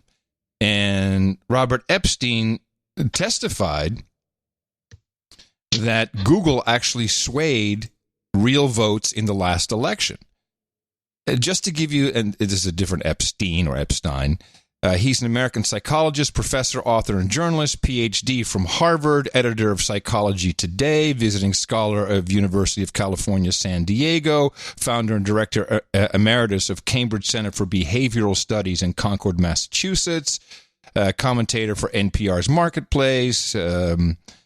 His writings have appeared in the Washington Post, Sunday Times in London, Good Housekeeping, Parenting. He published in 2006, Perspectives on Psychology. I mean, he's got quite the resume. Could be a complete nut job. He also has a beef with Google search over security warning. We've had that placed on links to his website. It's like, oh, this could be bogus, anti-vaxxer. Not that he is, but one of those types of things.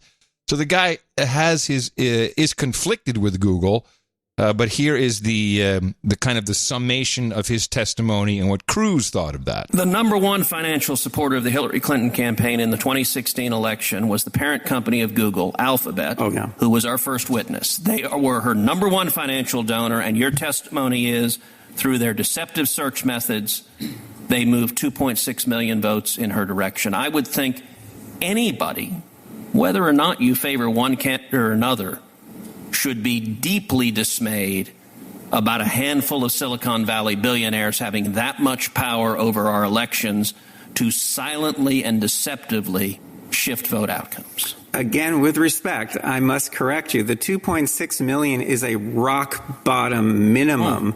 The range is between 2.6 and 10.4 million, depending on how aggressively they used the techniques that I've been studying now for 6.5 years. Wow. Could you just say that again, please? Just the 2.6 million is a rock bottom minimum. The range is between 2.6 and 10.4 million votes, depending on how aggressive they were in using the techniques that I've been studying, such as the search engine manipulation effect, the search suggestion effect, the answer bot effect, and a number of others. They control these, and no one can counteract them. These are not competitive. These are tools that they have at their disposal exclusively. Funny how you didn't see that clip anywhere. And I'm sure you didn't hear about it, but there it is. It happened just the other day. And that is a great clip. In fact, I'm going to give you a clip of the day for uncovering it. Oh, thank you. Clip of the day. Well, hold on to your hat. Something happened on this panel which I don't think ever seen before. Typically, you get someone there. There's a witness. You're going to grill them, and yes, there will be easy questions from one side or the other. Softballs, all pre-scripted. Everybody knows what's going on.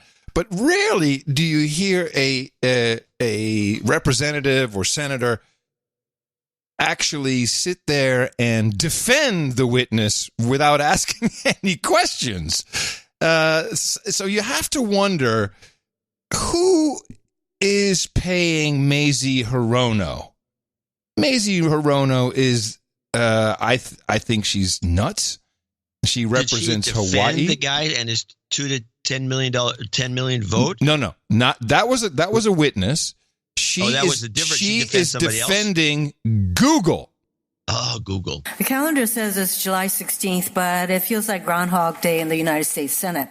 A little more than 3 months ago, this subcommittee held a hearing to explore allegations of anti-conservative bias in the tech industry. My friends on the other side were critical of witnesses from Facebook and Twitter. They claimed a vast conspiracy to silence conservative voices. After listening to some of the comments from that hearing, you might think that some liberal mastermind sits at the controls of those platforms, looking at 510,000 Facebook posts and 350,000 tweets posted every minute, and removes anything that might align with the Republican Party platform. I repeat now what I said then.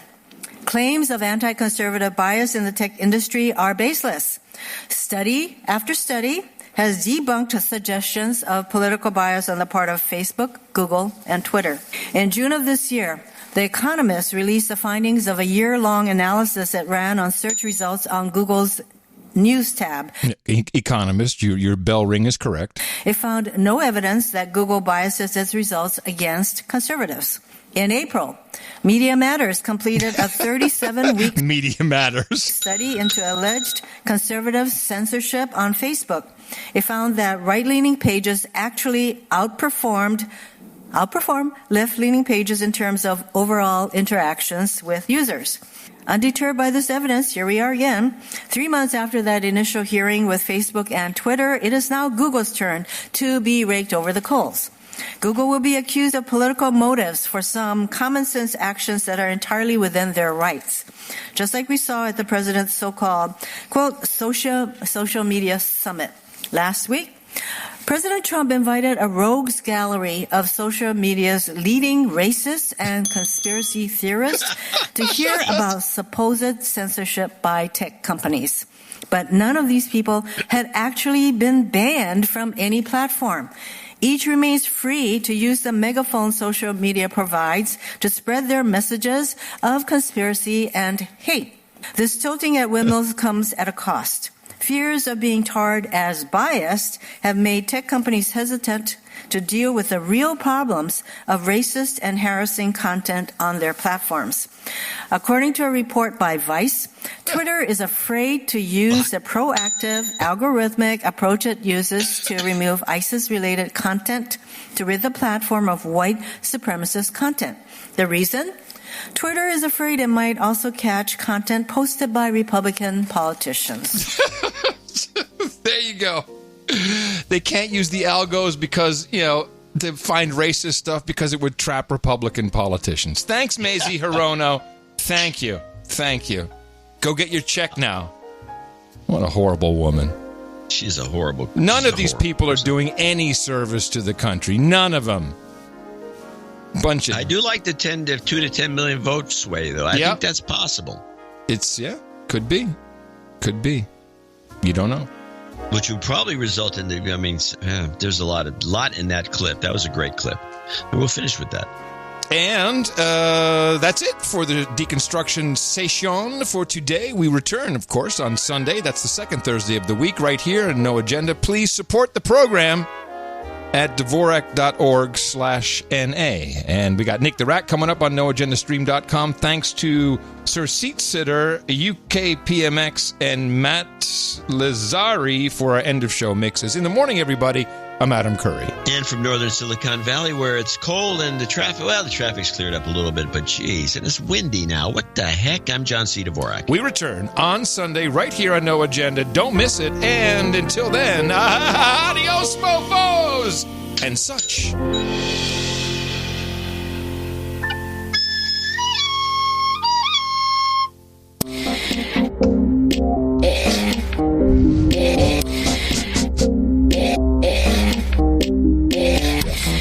This is about American lives. It ain't easy.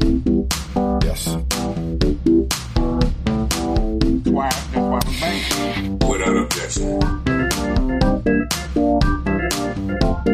Save lives. I will be separated. Yes. It ain't easy. Yes. That's why we're banking. And so we found a memo. A zero tolerance memo. Without objection. But I had to dig further, and our staff dug further. Because they were only allowed to be fed unnutritious food. And we tested the sink ourselves. They were told to drink out of a toilet bowl. I believed the canker sores that I saw in their mouths. We cannot allow for this. Mr. Chair, the memo is submitted to the record for review. Without due process. Without objection. And what was worse about this, Mr. Chairman? It ain't easy. Women were being called these names under an American flag. Children being separated from their parents in front of an American flag. Where did this start? This initiative would pursue prosecution. Legal asylees are not charged with any crime. I recommend a zero tolerance. A zero tolerance memo. Save lives. Without objection. I gave Secretary Nielsen numerous recommendations.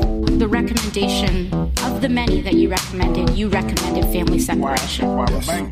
I recommend a zero tolerance. When you're in the country illegally, it's violation 8 United States Code 1325. Tell that to the kids. If you want secret asylum, go through the port of entry, do the legal way. The Attorney General of the United States has made that clear. Okay. Without objection. You've been doing what needs to get done. It ain't easy. This is why I never have guests on my show. You can't count on them to do it right. And that's why you're here. Yes. It's Adam Curry, the founder of podcasting, the Podfather. Where's Adam Curry? He's so awesome. The really smart guy, Adam Curry, who was in here like a year ago, and I thought, I want to get this guy on every week.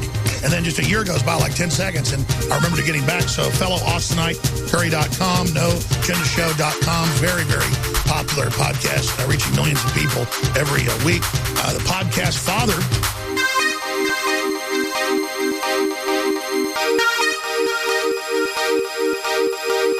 You were known as the Pod Father, inventing the podcast, Curry.com. And the last time you were here, I didn't even mention that. It'd be like having George Washington here and not mentioning, he didn't chop down the cherry. He didn't lie about chopping down the cherry tree and didn't go across the Delaware. But Curry.com, you have, of course, the No Agenda radio, No Agenda TV show. It's good to have you here. I'm jacked up on male vitality pills right now, Alex. Did you know I did just buy 10 cuckoo clocks? Cuckoo.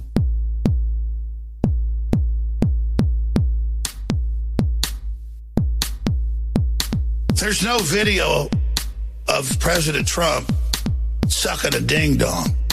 I never sucked any ding-dongs. Sucking a ding-dong.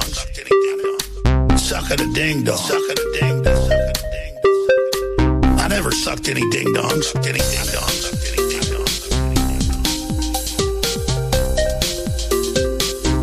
a ding-dong.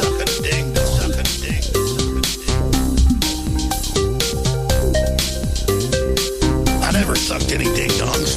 There's no video of President Trump sucking a ding-dong. I never sucked any ding-dongs. But I'll tell you, if they were going to blackmail me to start World War III about one, I'd say, hey, I sucked a golf ball through a freaking garden hose. Sucking a ding-dong. I never sucked any ding-dongs. Donate to a No Agenda. They give us shows week after week. Donate to a No Agenda. It's a show that's really unique. Donate to a No Agenda. Listen to John and Adam speak. Donate to a No Agenda. Science is turning into a clique. The best podcast in the universe. Adios, mofo. Dvorak.org/NA. I do not believe you are a racist.